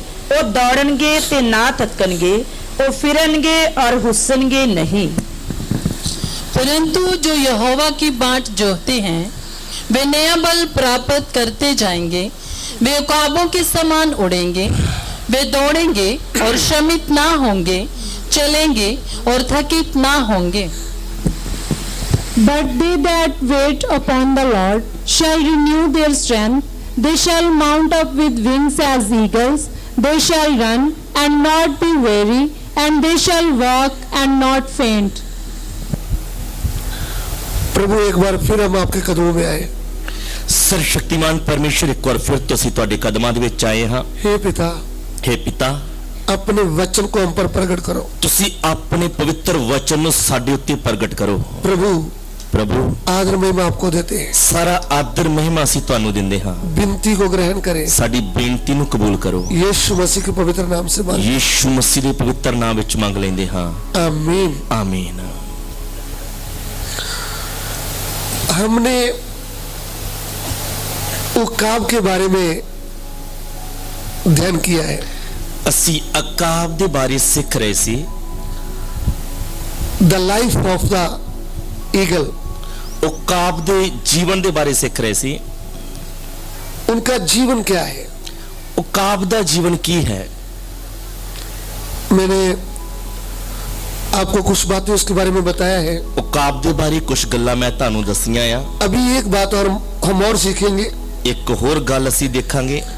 उकाब जो है ਉਕਾਬ ਜੋ ਪੰਛੀ ਹੈ वह लंबी एज जीता है। ਉਹ ਇੱਕ ਲੰਮੀ ਉਮਰ ਭੋਗਣ ਵਾਲਾ ਪੰਛੀ ਹੈ। 70 साल तक जी सकता है। ਉਹ 70 ਸਾਲ ਤੱਕ ਜਿੰਦਾ ਰਹਿ ਸਕਦਾ ਹੈ।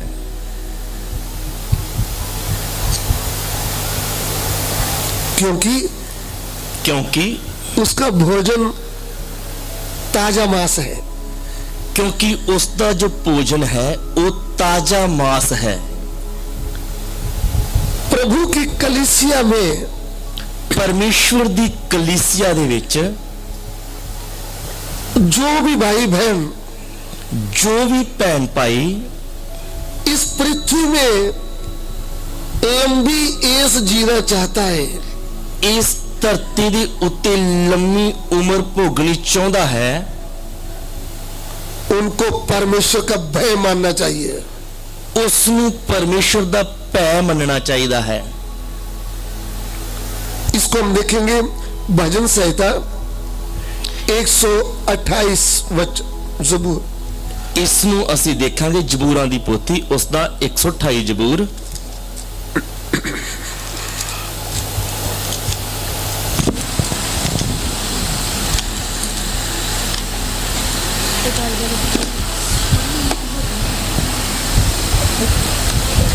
उसका एक वचन 128 ਜ਼ਬੂਰ ਉਸ ਦਾ ਇੱਕ ਵਚਨ।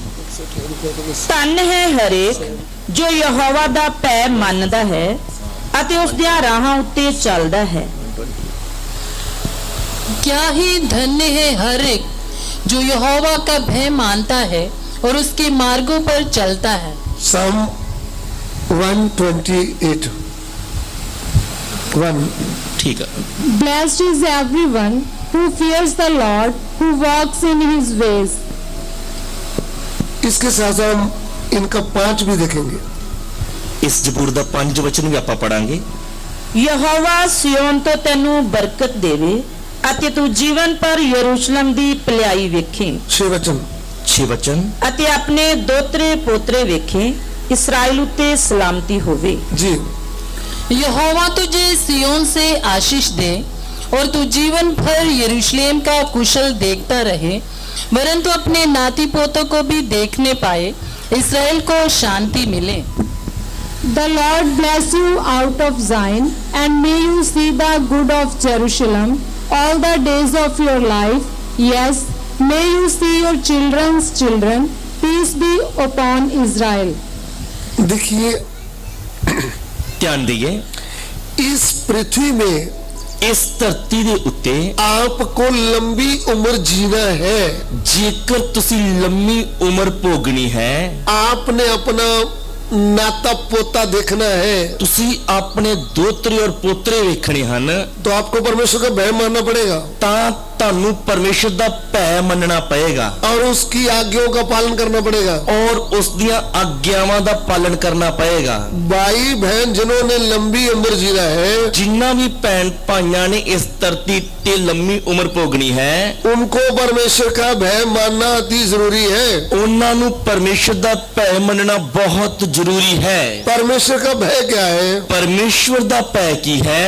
कि आप पाप से दूर रहे, ਕਿ ਤੁਸੀਂ ਪਾਪ ਤੋਂ ਦੂਰ ਰਹੋ, आप पाप ना करें, ਤੁਸੀਂ ਪਾਪ ਨਾ ਕਰੋ, आपका शरीर प्रभु का मंदिर बन जाए, ਤੁਹਾਡਾ ਸਰੀਰ ਪਰਮੇਸ਼ਰ ਦਾ ਮੰਦਿਰ ਬਣ ਜਾਏ, आपका शरीर प्रभु की महिमा के लिए हो जाए, ਤੁਹਾਡਾ ਸਰੀਰ ਪਰਮੇਸ਼ਰ ਦੀ ਮਹਿਮਾ ਦੇ ਲਈ ਹੋ ਜਾਵੇ, आपका शरीर का रिश्ता पति पत्नी का अच्छा विश्वास योग रिश्ता होना चाहिए। ਤੁਹਾਡਾ ਜੋ ਪਤੀ ਪਤਨੀ ਦਾ ਰਿਸ਼ਤਾ ਹੈ ਉਹ ਇੱਕ ਵਿਸ਼ਵਾਸ ਯੋਗ ਰਿਸ਼ਤਾ ਹੋਣਾ ਚਾਹੀਦਾ ਹੈ।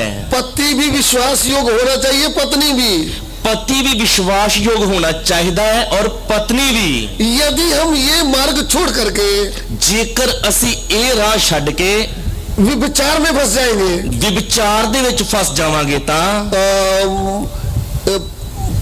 पराई स्त्री गम में फंस जाएंगे, ਜੇ ਕਿਸੇ ਪਰਾਈ ਔਰਤ ਦੇ ਜਾਲ ਦੇ ਵਿੱਚ ਫਸ ਗਏ ਤਾਂ तो हमारा शरीर लंबा नहीं जी पाएगा, ਤਾਂ ਫਿਰ ਸਾਡਾ ਸਰੀਰ ਜ਼ਿਆਦਾ ਦੇਰ ਤੱਕ ਜਿੰਦਾ ਨਹੀਂ ਰਹੇਗਾ। हमको अलग अलग बीमारी लग जाएंगी। ਫਿਰ ਸਰੀਰ ਨੂੰ ਅਲੱਗ-ਅਲੱਗ ਬਿਮਾਰੀਆਂ ਲੱਗ ਜਾਣਗੀਆਂ। कितनों को एड्स की बीमारी ने पकड़ लिया है। ਕਿੰਨਿਆਂ ਨੂੰ ਏਡਸ ਦੀ ਬਿਮਾਰੀ ਨੇ ਫੜ ਲਿਆ ਹੈ। ध्यान से सुनना, ਧਿਆਨ ਦੇ ਕੇ ਸੁਣੀਏ, प्रभु के लोग होशियारी से समझे, ਪ੍ਰਭੂ ਦੇ ਲੋਕ ਧਿਆਨ ਦੇ ਕੇ ਸਮਝੀਏ। हमको परमेश्वर का भय मानना है। ਅਸੀਂ ਪਰਮੇਸ਼ਰ ਦਾ ਭੈ ਮੰਨਣਾ ਹੈ उसका भय है बुराई से दूर रहना है। ਔਰ ਉਸ ਦਾ ਭੈ ਮੰਨਣ ਦਾ ਮਤਲਬ ਅਸੀਂ ਬੁਰਾਈ ਤੋਂ ਦੂਰ ਰਹਿਣਾ ਹੈ। हमें परमेश्वर देख रहा है, ਸਾਨੂੰ ਪਰਮੇਸ਼ਰ ਵੇਖ ਰਿਹਾ ਹੈ। हमने उसके विरुद्ध पाप नहीं करना, ਅਸੀਂ ਪਰਮੇਸ਼ਰ ਦੇ ਵਿਰੋਧ ਦੇ ਵਿੱਚ ਪਾਪ ਨਹੀਂ ਕਰਨਾ। अपनी प्रिय पत्नी को धोखा नहीं देना, ਆਪਣੀ ਪਿਆਰੀ ਪਤਨੀ ਨੂੰ ਧੋਖਾ ਨਹੀਂ ਦੇਣਾ।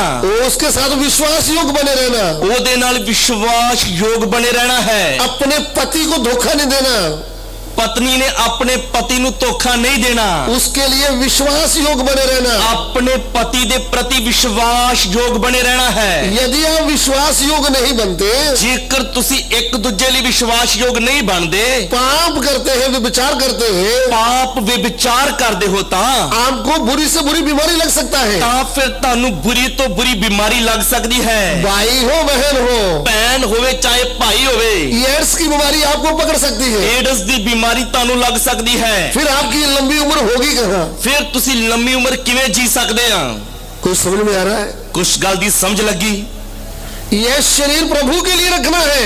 ਇਹ ਆਪਣਾ ਸਰੀਰ ਪ੍ਰਭੂ ਦੇ ਲਈ ਰੱਖਣਾ ਹੈ। यह शरीर पत्नी का शरीर अपने पति के लिए है, ਇੱਕ ਪਤਨੀ ਦਾ ਸਰੀਰ ਆਪਣੇ ਪਤੀ ਦੇ ਲਈ ਹੈ, और पति का शरीर अपनी पत्नी के लिए है, ਪਤੀ ਦਾ ਸਰੀਰ ਆਪਣੀ ਪਤਨੀ ਲਈ ਹੈ, और किसी के लिए है ही नहीं। ਹੋਰ ਕਿਸੇ ਦੇ ਲਈ ਹੈ ਹੀ ਨਹੀਂ। अगर उल्टा काम करते हैं तो वो पाप है। ਜੇਕਰ ਤੁਸੀਂ बुरा काम करते हो, विचार करते हो, तो ये पाप है। आप लंबी उम्र नहीं जी पाएंगे, तो फिर तुसी इस धरती ते लंबी उम्र नहीं भोग सकते। आपको अलग अलग बीमारी पकड़ेगा, फिर तानू अलग अलग बीमारियां फड़ लैणगियां। आप समय से पहले आपकी छुट्टी हो जाएगी, समय तो पहले ही तुसी इस संसार को छड़ के चले जाओगे। ऐसा काम करने वाले भाई बहनों सुधर जाओ। इस तरह के काम करने वाले भैन भाइयों सुधर जाओ। अपनी पत्नी को धोखा देने वालों, अपनी पत्नी नु धोखा देने वालों, अपनी पत्नी के साथ बेवफाई करने वालों, अपनी पत्नी दे नाल बेवफाई करने वालों, वो आंसुओं का जीवन जी रही है, वो हंजुओं का जीवन जी रही है। तुम दूसरी पत्नी को लेकर जाके आइसक्रीम खिला रहा है, तू दूसरी औरत नु नाल ले जाके बाजार दे विच आइसक्रीम खवा रहा है। तू सुधर जा, तू सुधर जा। परमेश्वर का दंड आने से पहले, परमेश्वर की सजा अपने उत्ते आने तो पहला।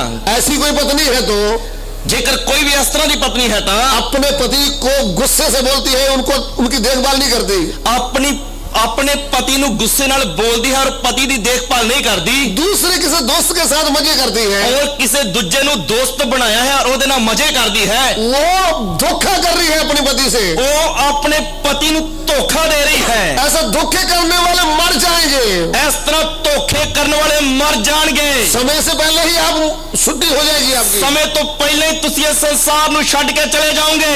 इसलिए व्यभिचारी लोगों, इसलिए हे व्यभिचारियों सुधर जाओ, सुधर जाओ।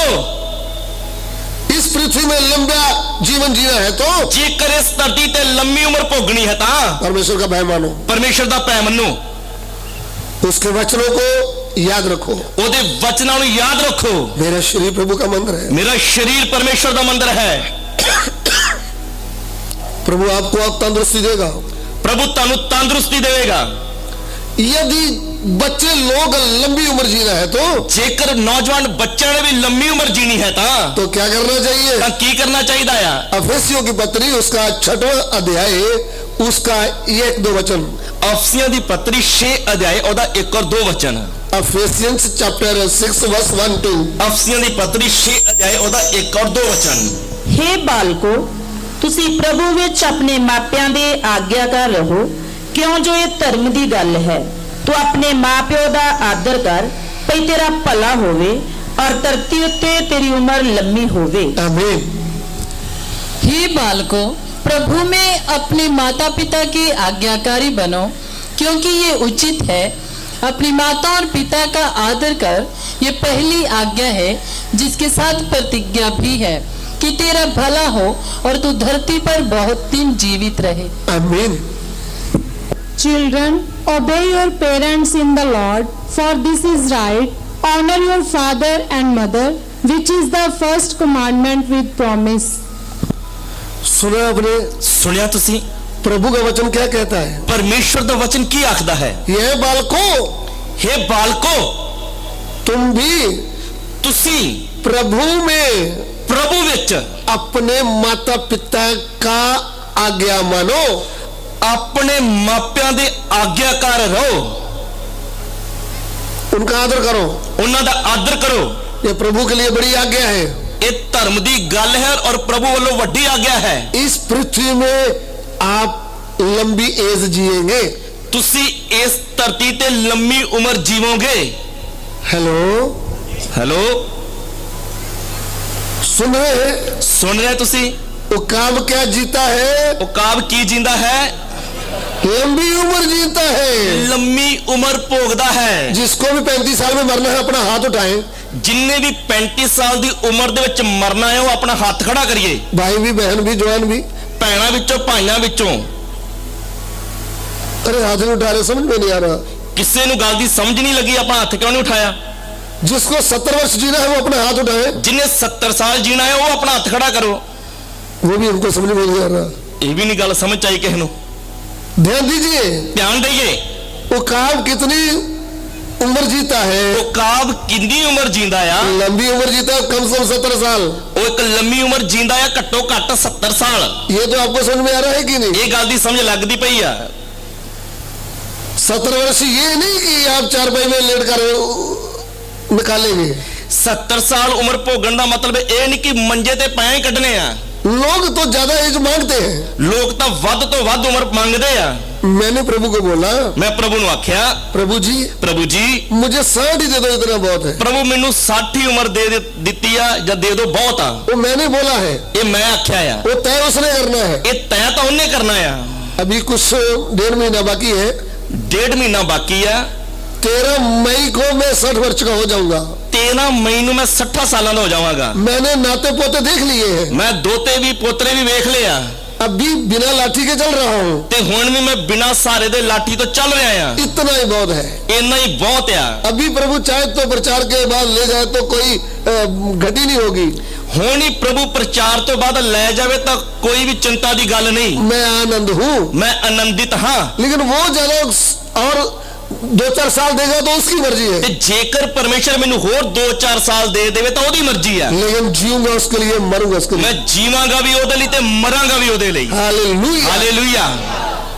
आपको लंबी एज जीना है तो प्रभु का भय मानना है। ਜੇਕਰ ਤੁਸੀਂ ਲੰਮੀ ਉਮਰ ਜੀਣਾ ਹੈ ਤਾਂ ਪ੍ਰਭੂ ਦਾ ਭੈ ਮੰਨਣਾ ਹੈ। बच्चे लोग लंबी उम्र जीना है तो मम्मी पापा की आज्ञा माननी है, उनका आदर करना ਤੇ है। ਜੇਕਰ ਬੱਚਿਆਂ ਨੇ ਲੰਬੀ ਉਮਰ ਜੀਣਾ ਹੈ ਤਾਂ ਆਪਣੇ ਮਾਤਾ ਪਿਤਾ ਦਾ ਆਦਰ ਕਰਨਾ ਔਰ ਉਹਨਾਂ ਦੀ ਆਗਿਆ ਨੂੰ ਮੰਨਣਾ ਹੈ। अपनी मर्जी नहीं करना। ਆਪਣੀ ਮਰਜ਼ੀ ਨਹੀਂ ਕਰਨੀ। ऐसे बेकार बाल इधर रख करके मैंने बाल कटाऊंगा।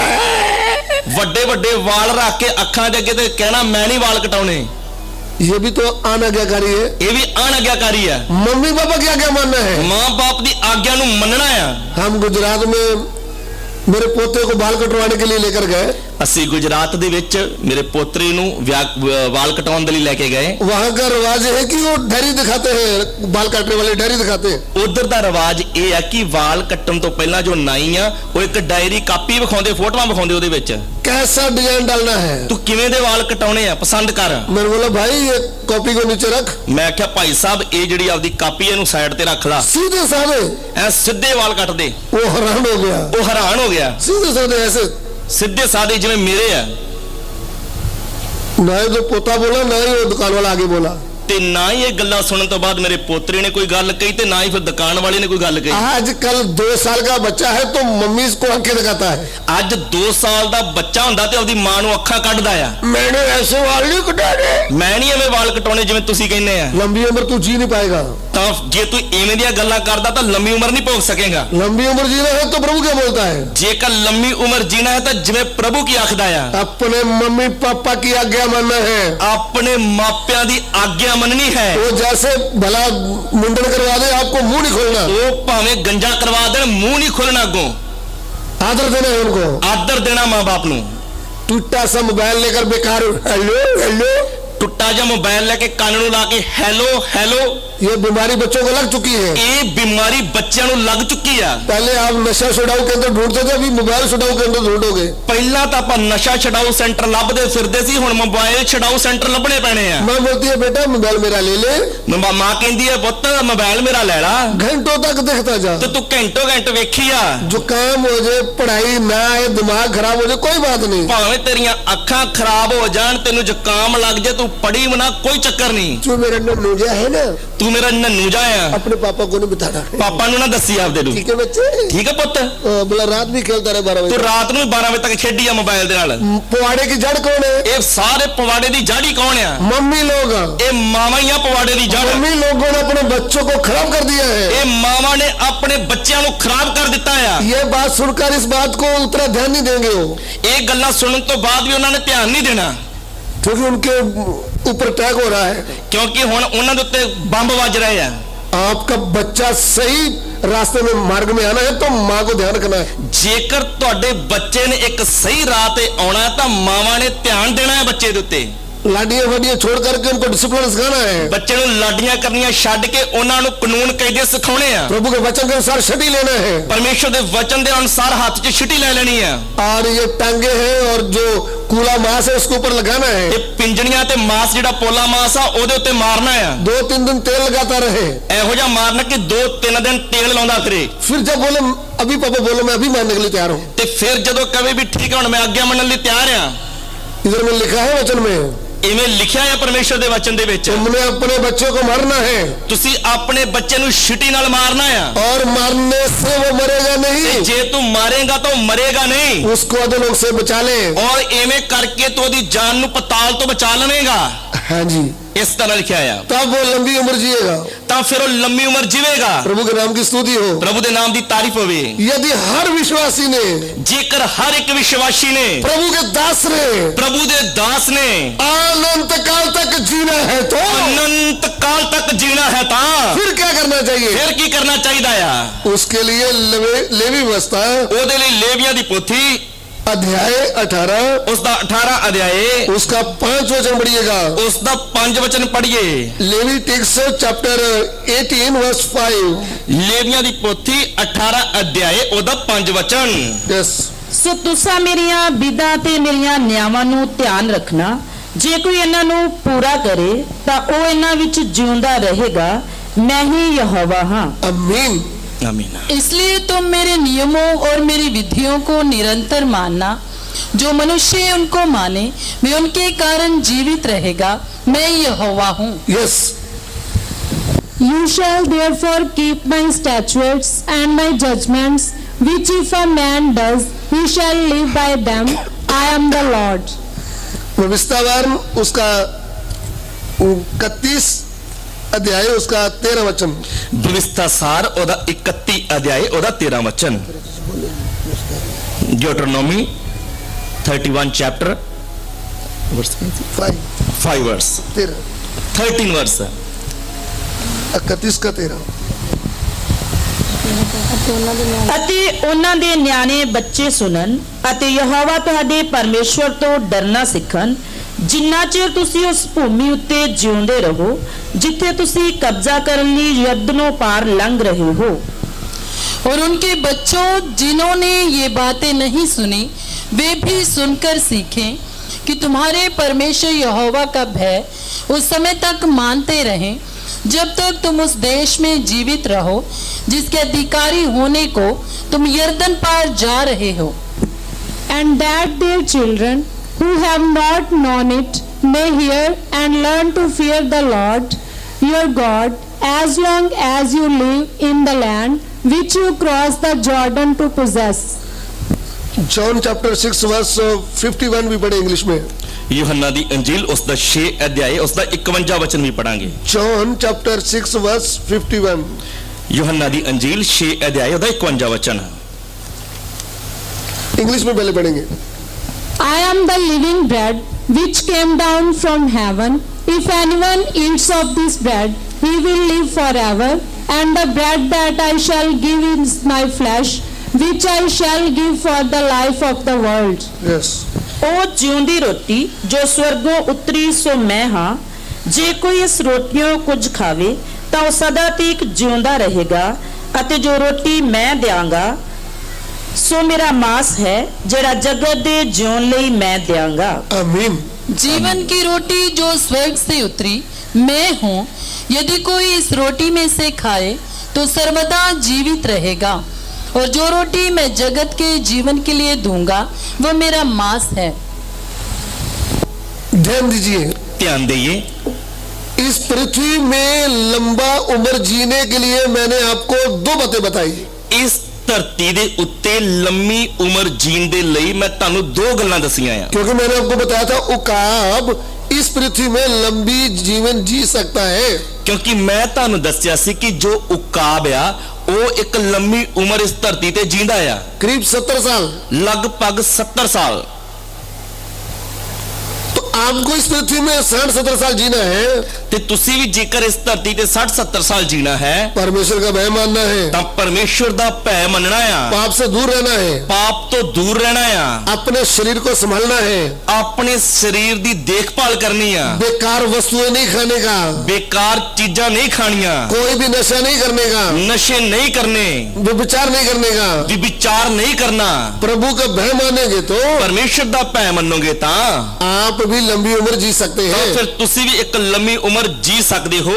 बच्चों अगर लंबी उम्र जीना है तो ਜੇਕਰ ਬੱਚਿਆਂ ਨੇ ਲੰਮੀ ਉਮਰ ਜੀਣੀ ਹੈ ਤਾਂ अपने मम्मी पापा का आज्ञा माननी है और उनका आदर करना है, ਆਪਣੇ ਮਾਂ-ਬਾਪ ਦੀ ਆਗਿਆ ਮੰਨਣੀ ਹੈ ਔਰ ਉਹਨਾਂ ਦਾ ਆਦਰ ਕਰਨਾ ਹੈ और प्रभु का भय मानना है। ਔਰ ਪਰਮੇਸ਼ਵਰ ਦਾ ਭੈ ਮੰਨਣਾ ਹੈ। यदि आप युग न युग तक जीना है तो ਜੇਕਰ ਤੁਸੀਂ ਅਨੰਤ ਕਾਲ ਤੱਕ ਜੀਣਾ ਹੈ ਤਾਂ कलीसिया के लोगों ने, ਕਲੀਸਿਆ ਦੇ ਲੋਕਾਂ ਨੇ, विश्वासी भाई बहनों ने, ਵਿਸ਼ਵਾਸੀ ਭੈਣ ਭਾਈਆਂ ਨੇ, प्रभु के दासों ने ਪ੍ਰਭੂ ਦੇ ਦਾਸਾਂ ਨੇ अनंत काल तक जीना है तो ਅਨੰਤ ਕਾਲ ਤੱਕ ਜੀਣਾ ਹੈ ਤਾਂ परमेश्वर का वचन खाना चाहिए, ਪਰਮੇਸ਼ਵਰ ਦਾ ਵਚਨ ਖਾਣਾ ਚਾਹੀਦਾ ਹੈ।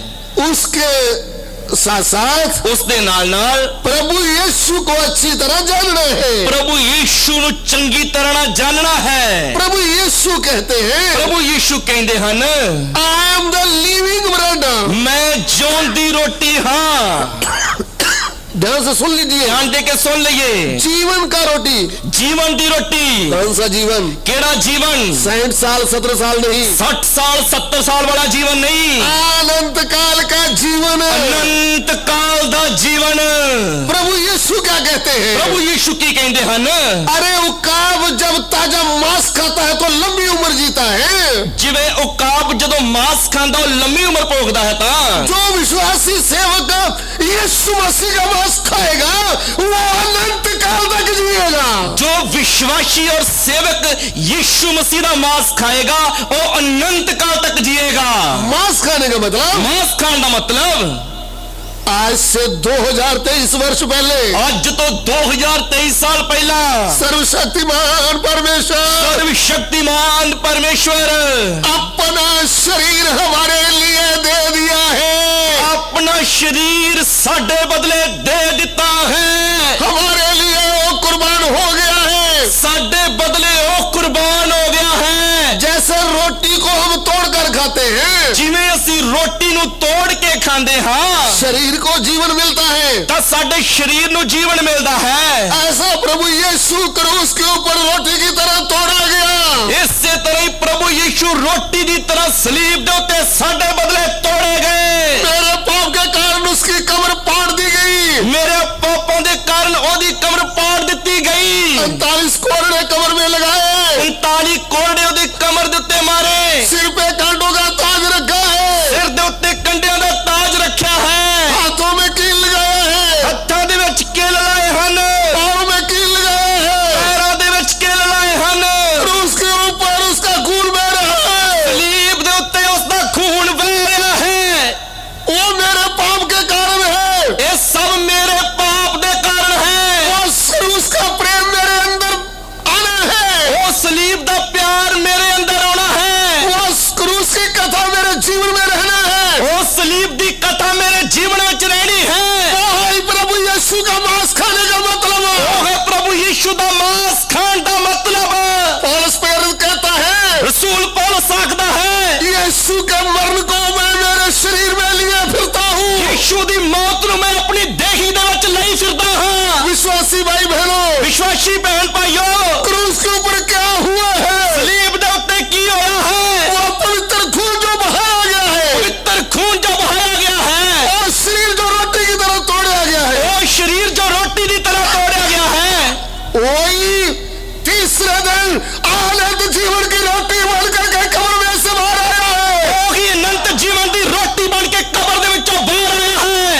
अनंत जीवन क्या है? अनंत जीवन की है? वो दुनिया ये जाने कि यीशु मसीह ही सच्चा खुदा है। दुनिया ये जान ले यीशु मसीह सच्चा ते जिउंदा परमेश्वर है।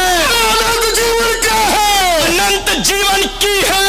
हर एक व्यक्ति ये जाने यीशु मसीह ही सच्चा खुदा है। एक मनुष्य जान लवे कि यीशु मसीह सच्चा परमेश्वर है। गुरुओं में से गुरु नहीं, और गुरुओं दे विचों गुरु नहीं, देवताओं में से देवता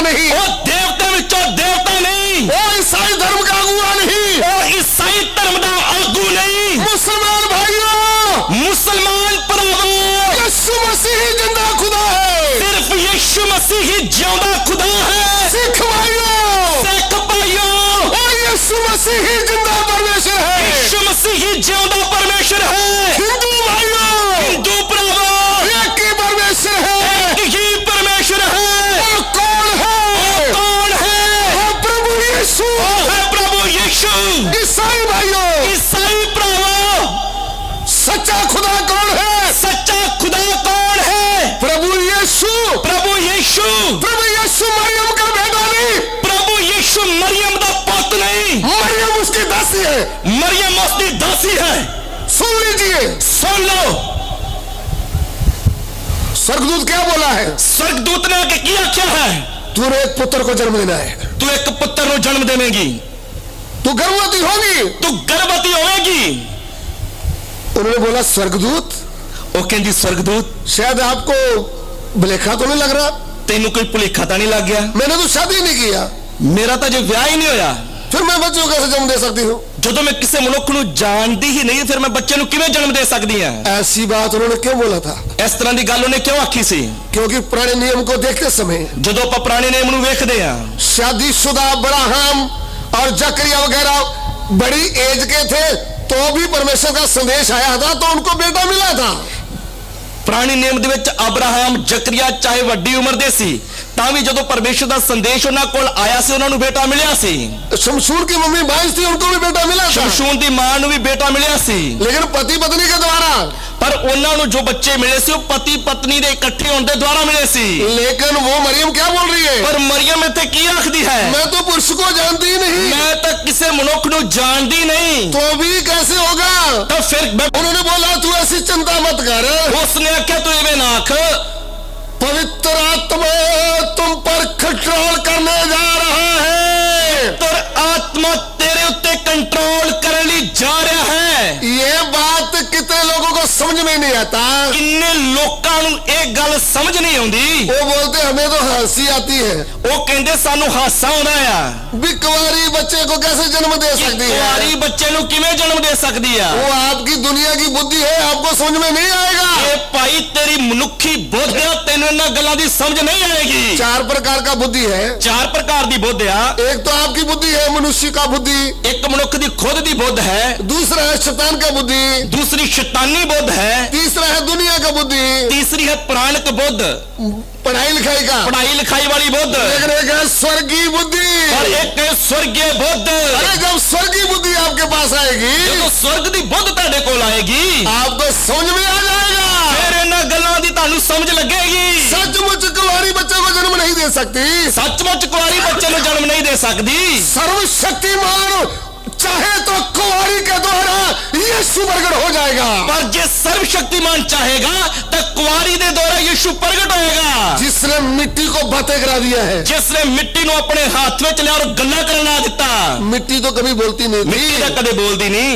इसने मिट्टी के अंदर सांस फूका है। पर एक परमेश्वर ने मिट्टी के अंदर सांस फूकिया है। अरे मिट्टी चलने लगी, बातें करने लगी, मिट्टी तुरन फिरन लगी, गल्ला करन लगी। मिट्टी हवाई एरोप्लेन चलाने लगी, मिट्टी हवाई जहाज चलाउन लगी, रेलगाड़ी चलाने लगी, रेल गड्डी चलाउन लगी, कंप्यूटर चलाने लगी, कंप्यूटर चलाउन लगी, फोटो खींचने लगी। फोटो खिंचन लगी। कौन? कौन? मिट्टी। मिट्टी। वो मिट्टी कौन है? वो मिट्टी कौन है? आप और मैं ते तुसी।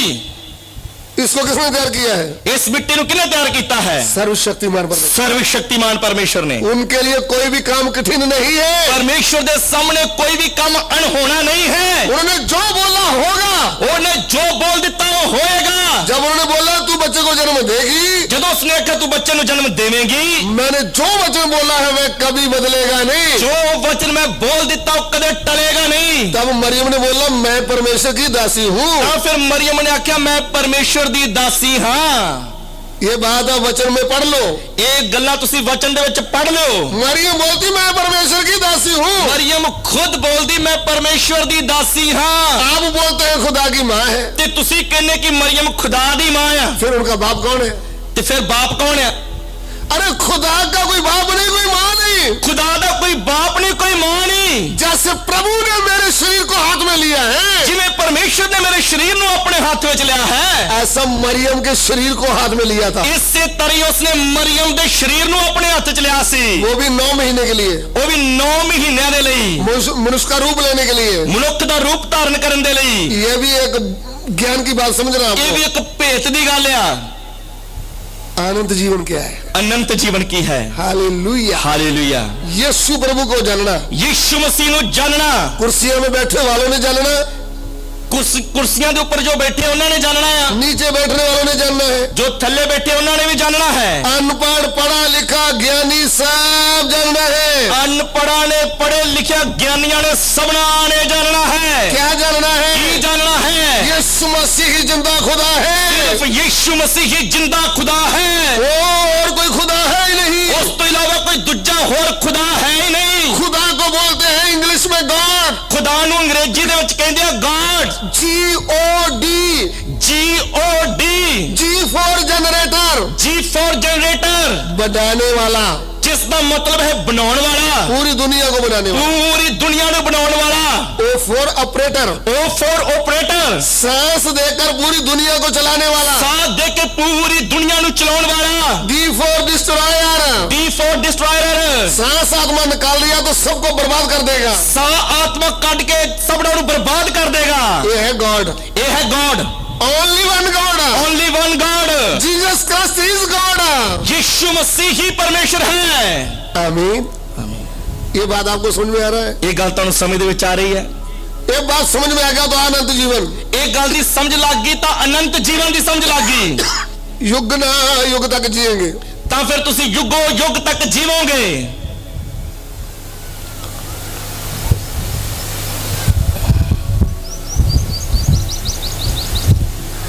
ओकाब कितना देर जीता है?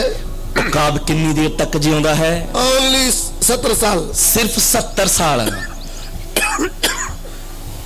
पृथ्वी का जीवन, ਇਸ ਧਰਤੀ ਦਾ ਜੋ ਜੀਵਨ ਆ, इस पृथ्वी के बाद भी एक जीवन है, ਪਰ ਇਸ ਧਰਤੀ ਤੋਂ ਬਾਅਦ ਵੀ ਇੱਕ ਜੀਵਨ ਹੈਗਾ ਆ। वो शायद सब लोगों को मालूम नहीं है। ਉਸ ਗੱਲ ਦਾ ਸਾਰੇ ਲੋਕਾਂ ਨੂੰ ਗਿਆਨ ਨਹੀਂ।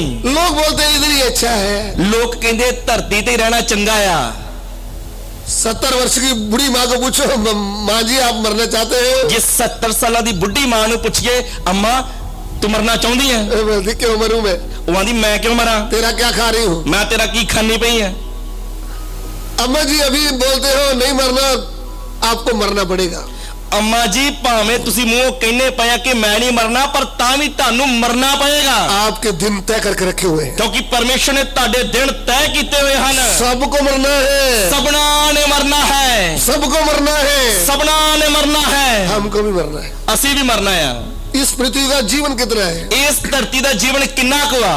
80 वर्ष, 80 ਸਾਲ। वो भी अच्छी तंदुरुस्ती हो तो। ਉਹ ਵੀ ਤਾਂ ਵਾ ਜੇਕਰ ਸਿਹਤ ਚੰਗੀ ਤੰਦਰੁਸਤ ਆ ਤੇ। लेकिन अभी तो बोलेंगे तो 50-60 हो गया तो बहुत ਤੇ है। ਜੇ ਆਪਾਂ ਹੁਣ ਦੇ ਲੋਕਾਂ ਦਾ ਅਨੁਮਾਨ ਲਾ ਕੇ ਵੇਖੇ ਤੇ 50 55 60 ਹੋ ਗਈ ਤਾਂ ਬਹੁਤ ਆ।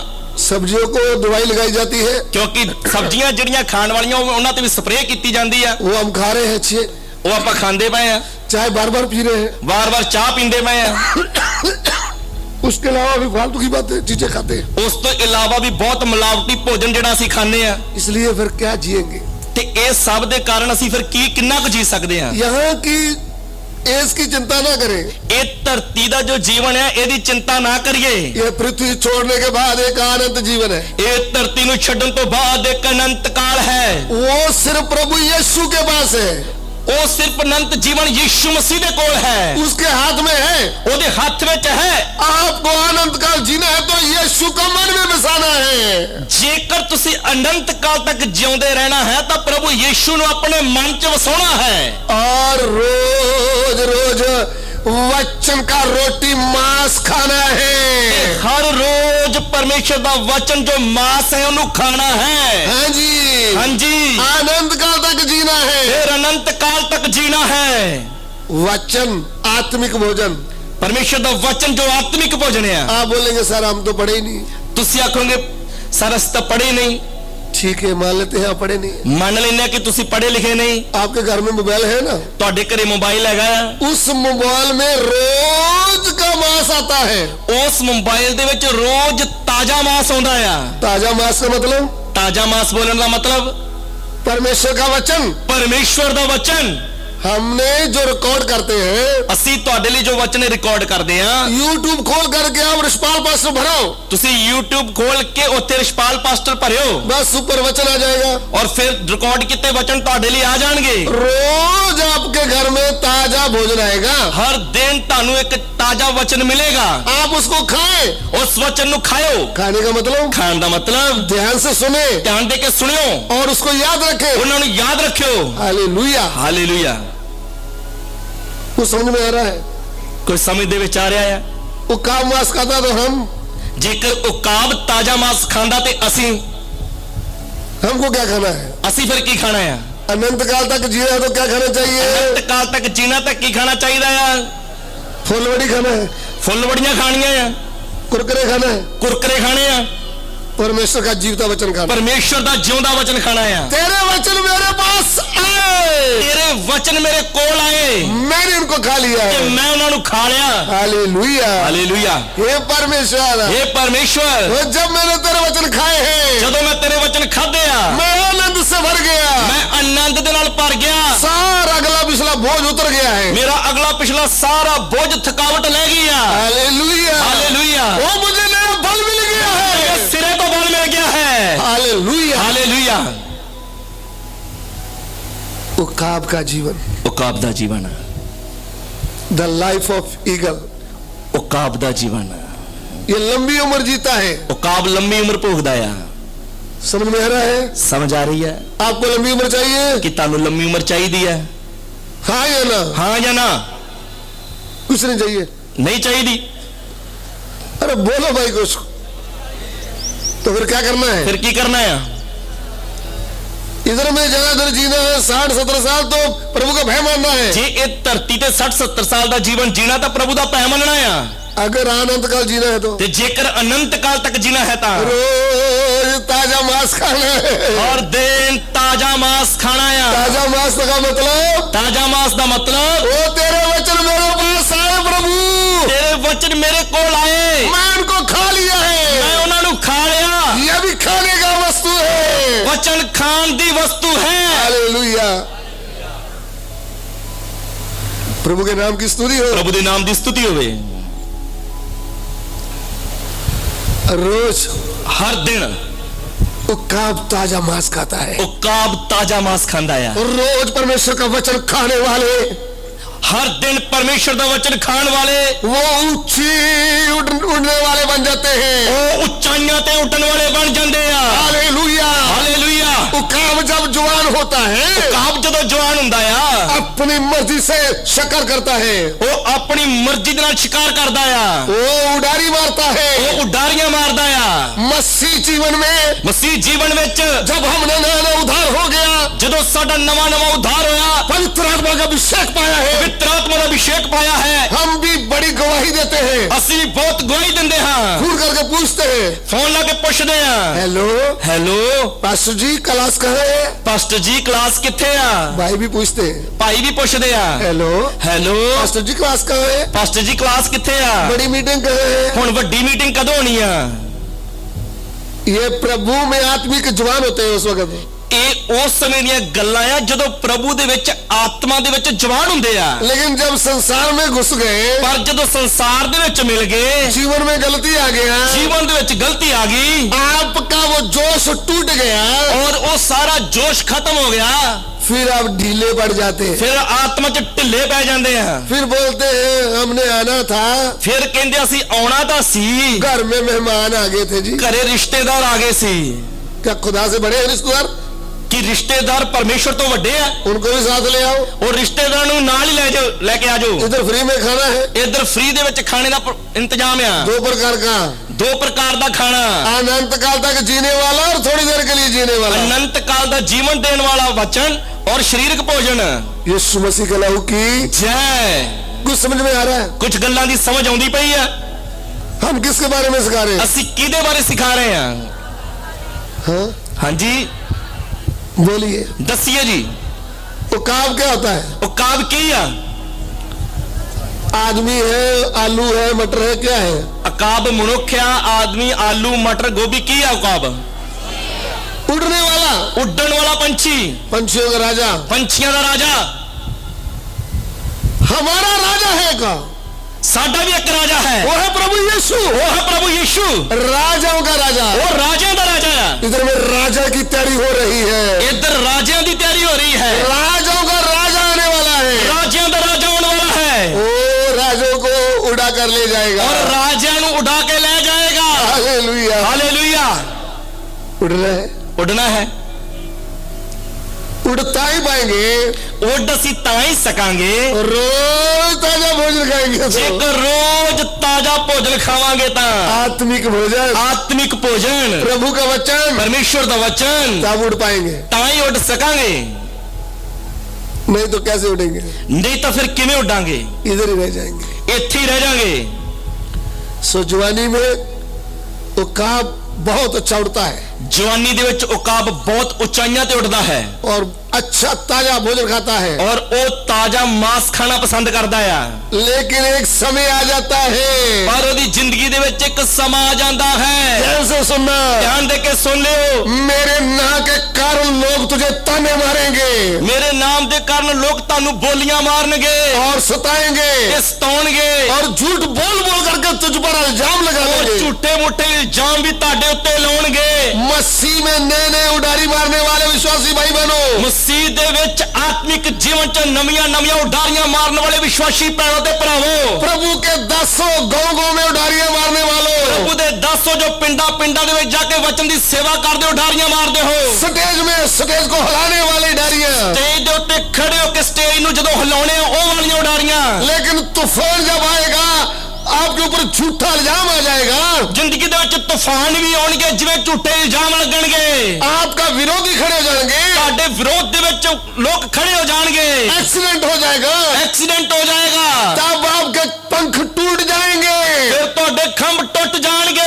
उकाब 40 साल तक जवान रहता है, ਉਕਾਬ 40 ਸਾਲ ਤੱਕ ਜਵਾਨ ਰਹਿੰਦਾ ਹੈ, लेकिन उसके बाद उसके जीवन में एक समय आता है, ਪਰ ਉਹ 40 ਸਾਲਾਂ ਤੋਂ ਬਾਅਦ ਇੱਕ ਸਮਾਂ ਉਹਦੇ ਜੀਵਨ ਦੇ ਵਿੱਚ ਐਸਾ ਵੀ ਆਉਂਦਾ ਹੈ, उसके पंख गिरने शुरू हो जाते हैं, ਉਹਦੇ ਖੰਭ ਨਿਕਲਣੇ ਸ਼ੁਰੂ ਹੋ ਜਾਂਦੇ ਆ, उसकी चोंच लंबी हो जाती ਉਹਦੀ है। ਚੁੰਝ ਲੰਮੀ ਹੋ ਕੇ ਅੰਦਰ ਨੂੰ ਮੁੜ ਜਾਂਦੀ ਆ। अभी ये उड़ नहीं सकता, ਹੁਣ ਇਹ ਉੱਡ ਨਹੀਂ ਸਕਦਾ, अभी ये चोंच के साथ खा नहीं सकता, ਹੁਣ ਇਹ ਆਪਣੀ ਚੁੰਝ ਦੇ ਨਾਲ ਸ਼ਿਕਾਰ ਖਾ ਨਹੀਂ ਸਕਦਾ। अभी इसके सामने एक समय है, ਹੁਣ ਇਹਦੇ ਸਾਹਮਣੇ ਇੱਕ ਸਮਾਂ ਹੈ, ये 40 साल में मर जाए, ਇਹ 40 ਸਾਲਾਂ ਬਾਅਦ ਖੁਦ ਆਤਮ ਹੱਤਿਆ ਕਰਕੇ ਮਰ ਜਾਵੇ। वो एक रास्ता है। ਇੱਕ ਰਸਤਾ ਹੈ, अगर वो रास्ता अख्तियार नहीं करना, ਜੇਕਰ ਉਹ ਰਸਤੇ ਨਹੀਂ ਜਾਣਾ, इन परेशानी में इसने नहीं घबराना, ਇਹਨਾਂ ਪਰੇਸ਼ਾਨੀਆਂ ਦੇ ਦੁਆਰਾ ਇਹਨੇ ਨਹੀਂ ਘਬਰਾਉਣਾ। एक बार कैसे भी उड़कर वो चट्टान में जाकर बैठ जाता है घर बनाकर, ਇੱਕ ਵਾਰ ਕਿਸੇ ਵੀ ਤਰੀਕੇ ਨਾਲ ਉੱਡਦੇ ਉੱਡਦੇ ਉਚਾਈ ਦੇ ਵਿੱਚ ਪਹਾੜ ਦੇ ਵਿੱਚ ਇੱਕ ਆਲਣਾ ਬਣਾ ਕੇ ਬੈਠ ਜਾਂਦਾ ਆ, चट्टान में बैठ जाता है, ਚਟਾਨ ਦੇ ਵਿੱਚ ਬਹਿ ਜਾਂਦਾ ਆ, चट्टान में बैठकर चुपचाप 150 दिन तक इंतजार करता है, ਉਹ ਚਟਾਨ ਦੇ ਵਿੱਚ ਲੁਕ ਕੇ ਬੈਠਾ 150 ਦਿਨਾਂ ਤੱਕ ਇੰਤਜ਼ਾਰ ਕਰਦਾ ਹੈ। कुछ खा नहीं सकता, पी नहीं सकता, ਉੱਥੇ ਬੈਠਾ ਕੁਝ ਖਾ ਨਹੀਂ ਸਕਦਾ, ਕੁਝ ਪੀ ਨਹੀਂ ਸਕਦਾ, अभी उड़ नहीं सकता, ਹੁਣ ਉੱਡ ਵੀ ਨਹੀਂ ਸਕਦਾ, लेकिन हिम्मत नहीं हारा, ਹੌਸਲਾ ਨਹੀਂ ਛੱਡਦਾ, मृत्यु का फैसला नहीं लिया, ਉਹਨੇ ਆਤਮ ਹੱਤਿਆ ਕਰਨ ਦਾ ਫੈਸਲਾ ਨਹੀਂ ਕੀਤਾ, एक नया फैसला लिया है, ਉਹਨੇ ਇੱਕ ਨਵਾਂ ਫੈਸਲਾ ਲੈ ਲਿਆ ਹੈ। चट्टान में बैठकर ਚਟਾਨ ਦੇ ਵਿੱਚ ਬੈਠ ਕੇ कुछ नहीं करूंगा तो अपनी चोंच को रगड़ूंगा, ਮੈਂ ਹੋਰ ਕੁਝ ਨਹੀਂ ਕਰਾਂਗਾ, ਆਪਣੀ ਚੁੰਝ ਨੂੰ ਤਿੱਖੀ ਕਰਾਂਗਾ। चोंच रगड़ते रगड़ते ਚੁੰਝ ਨੂੰ ਰਗੜਦੇ ਰਗੜਦੇ उसके पंख नए आने शुरू हो जाते हैं, ਉਸਦੇ ਖੰਭ ਨਵੇਂ ਆਉਣੇ ਸ਼ੁਰੂ ਹੋ ਜਾਂਦੇ ਹਨ। फिर नया बल पा करके उड़ाता है, उड़ता है। ਫਿਰ ਉਹ ਨਵਾਂ ਬਲ ਪਾ ਕੇ ਨਵੇਂ ਸਿਰੇ ਤੋਂ ਉੱਡਦਾ ਹੈ। मुझे सुनने वाले विश्वासी भाई बहनों, ਮੇਰੀ ਸੁਣਨ ਵਾਲੇ ਵਿਸ਼ਵਾਸੀ ਭੈਣੋ ਭਾਈਓ, प्रभु के दासों, ਪ੍ਰਭੂ ਦੇ ਦਾਸੋ, घमंड के कारण तुम्हारे पंख गिर गए होंगे, ਕਮੰਡ ਦੇ ਕਾਰਨ ਤੁਹਾਡੇ ਖੰਭ ਝੜ ਗਏ ਹੋਣਗੇ, लालच के कारण तुम ढीले पड़ गए होंगे, ਲਾਲਚ ਦੇ ਕਾਰਨ ਤੁਸੀਂ ਢਿੱਲੇ ਪੈ ਗਏ ਹੋਵੋਗੇ, आपके ऊपर संकट आया होगा, आप आराम से बैठ गए होंगे, ਤੁਹਾਡੀ ਜ਼ਿੰਦਗੀ ਦੇ ਵਿੱਚ ਸੰਕਟ ਆਇਆ, ਦੁੱਖ ਆਇਆ, ਤੁਸੀਂ ਆਰਾਮ ਨਾਲ ਬੈਠ ਗਏ ਹੋਵੋਗੇ, आप बोलेंगे अभी कोई कन्वेंशन नहीं चल सकता, ਤੁਸੀਂ ਕਹਿੰਦੇ ਹੋਵੋਗੇ ਹੁਣ ਕੋਈ ਵੀ ਸਭਾਵਾਂ ਨਹੀਂ ਕਰ ਸਕਦੇ, और सुसमाचार नहीं सुना सकते, ਹੁਣ ਅਸੀਂ ਖੁਸ਼ਖਬਰੀ ਦਾ ਪ੍ਰਚਾਰ ਨਹੀਂ ਕਰ ਸਕਦੇ, और बड़ा सख्ताई के कानून आ गए हैं, ਬੜੇ ਸਖਤ ਕਾਨੂੰਨ ਲਾਗੂ ਕਰ ਦਿੱਤੇ ਆ, आप ढीले हो करके बैठ गए होंगे, ਤੁਸੀਂ ਢਿੱਲੇ ਹੋ ਕੇ ਚੁੱਪ ਕਰਕੇ ਬੈਠੇ ਹੋਵੋਗੇ, आपने कह दिया होगा प्रभु अभी मुझे ले जा अपने पास, ਉਹ ਤੁਸੀਂ ਇਹ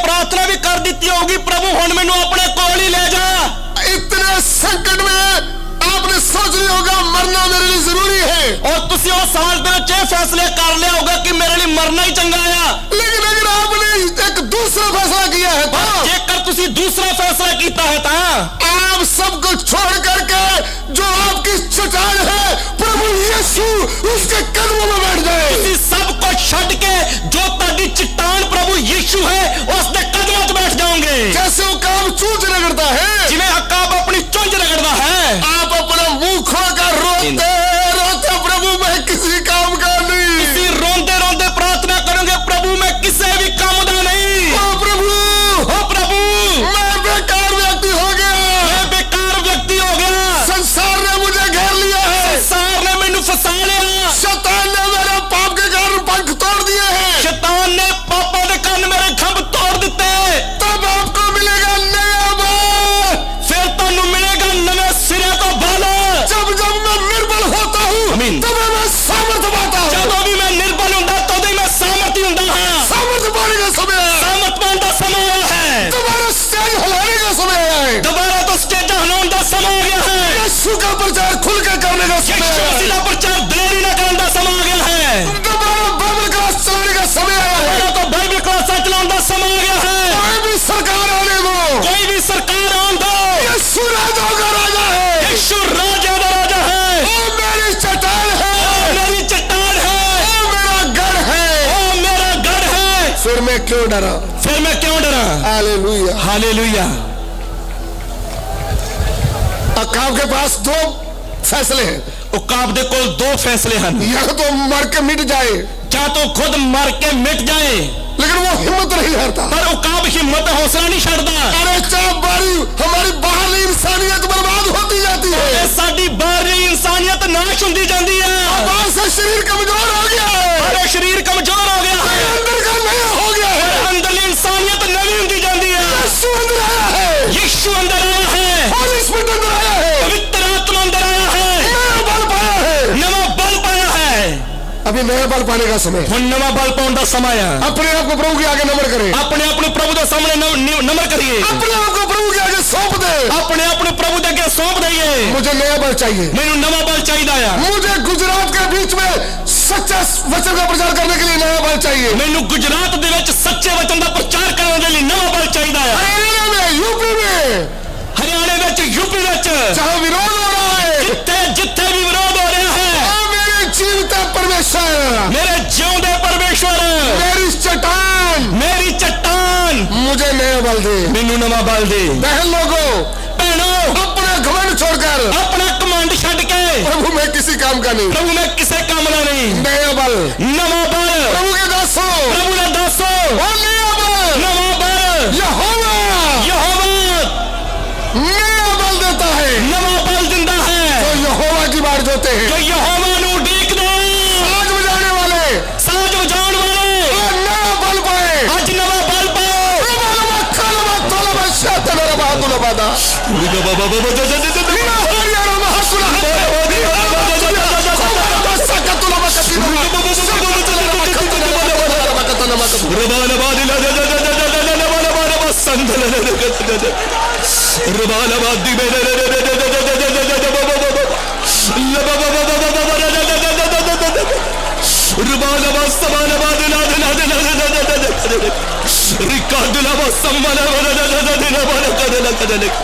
ਤੁਹਾਡੇ ਦਿੱਤੇ ਗਏ ਵਚਨ ਲਈ ਤੁਹਾਡਾ ਧੰਨਵਾਦ ਕਰਦੇ ਹਾਂ। प्रभु अकाब का जीवन कैसा है, ਉਕਾਬ ਦਾ ਜੀਵਨ ਕਿਵੇਂ ਹੈ?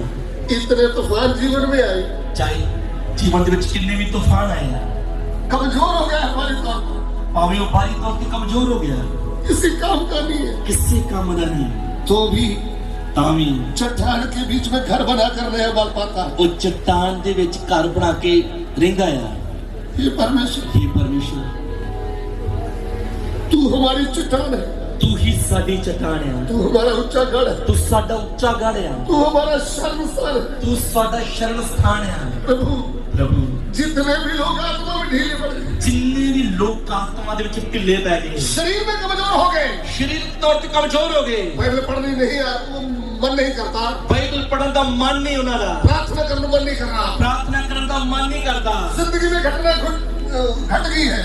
ਜੀਵਨ ਦੇ ਵਿੱਚ ਕੋਈ ਘਟਨਾ ਹੋ ਗਈ ਆ। प्रभु ਪ੍ਰਭੂ, इन दिनों में ਇਹਨਾਂ ਦਿਨਾਂ ਦੇ ਵਿੱਚ नए बल पाने के लिए, ਨਵਾਂ ਬਲ ਪਾਉਣ ਦੇ ਲਈ एक एक की सहायता, ਇੱਕ ਇੱਕ ਦੀ ਸਹਾਇਤਾ ਕਰੋ। सभी आदर महिमा आपको देते हैं। ਸਾਰਾ ਆਦਰ ਮਹਿਮਾ ਤੁਹਾਨੂੰ ਦਿੰਦੇ ਹਾਂ। हे पिता, हे पिता, हमारी विनती को ग्रहण करें। ਸਾਡੀ ਬੇਨਤੀ ਨੂੰ ਕਬੂਲ ਕਰੋ। यीशु मसीह के पवित्र नाम से मांगते हैं, ਯਿਸੂ ਮਸੀਹ ਦੇ ਪਵਿੱਤਰ ਨਾਮ ਦੇ ਵਿੱਚ ਮੰਗਦੇ ਹਾਂ।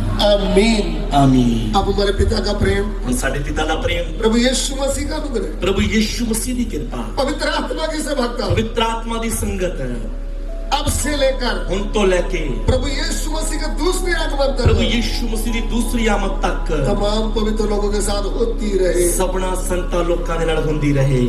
आमीन। ਆਮੀਨ। ਹਾਲੇਲੂਇਆ।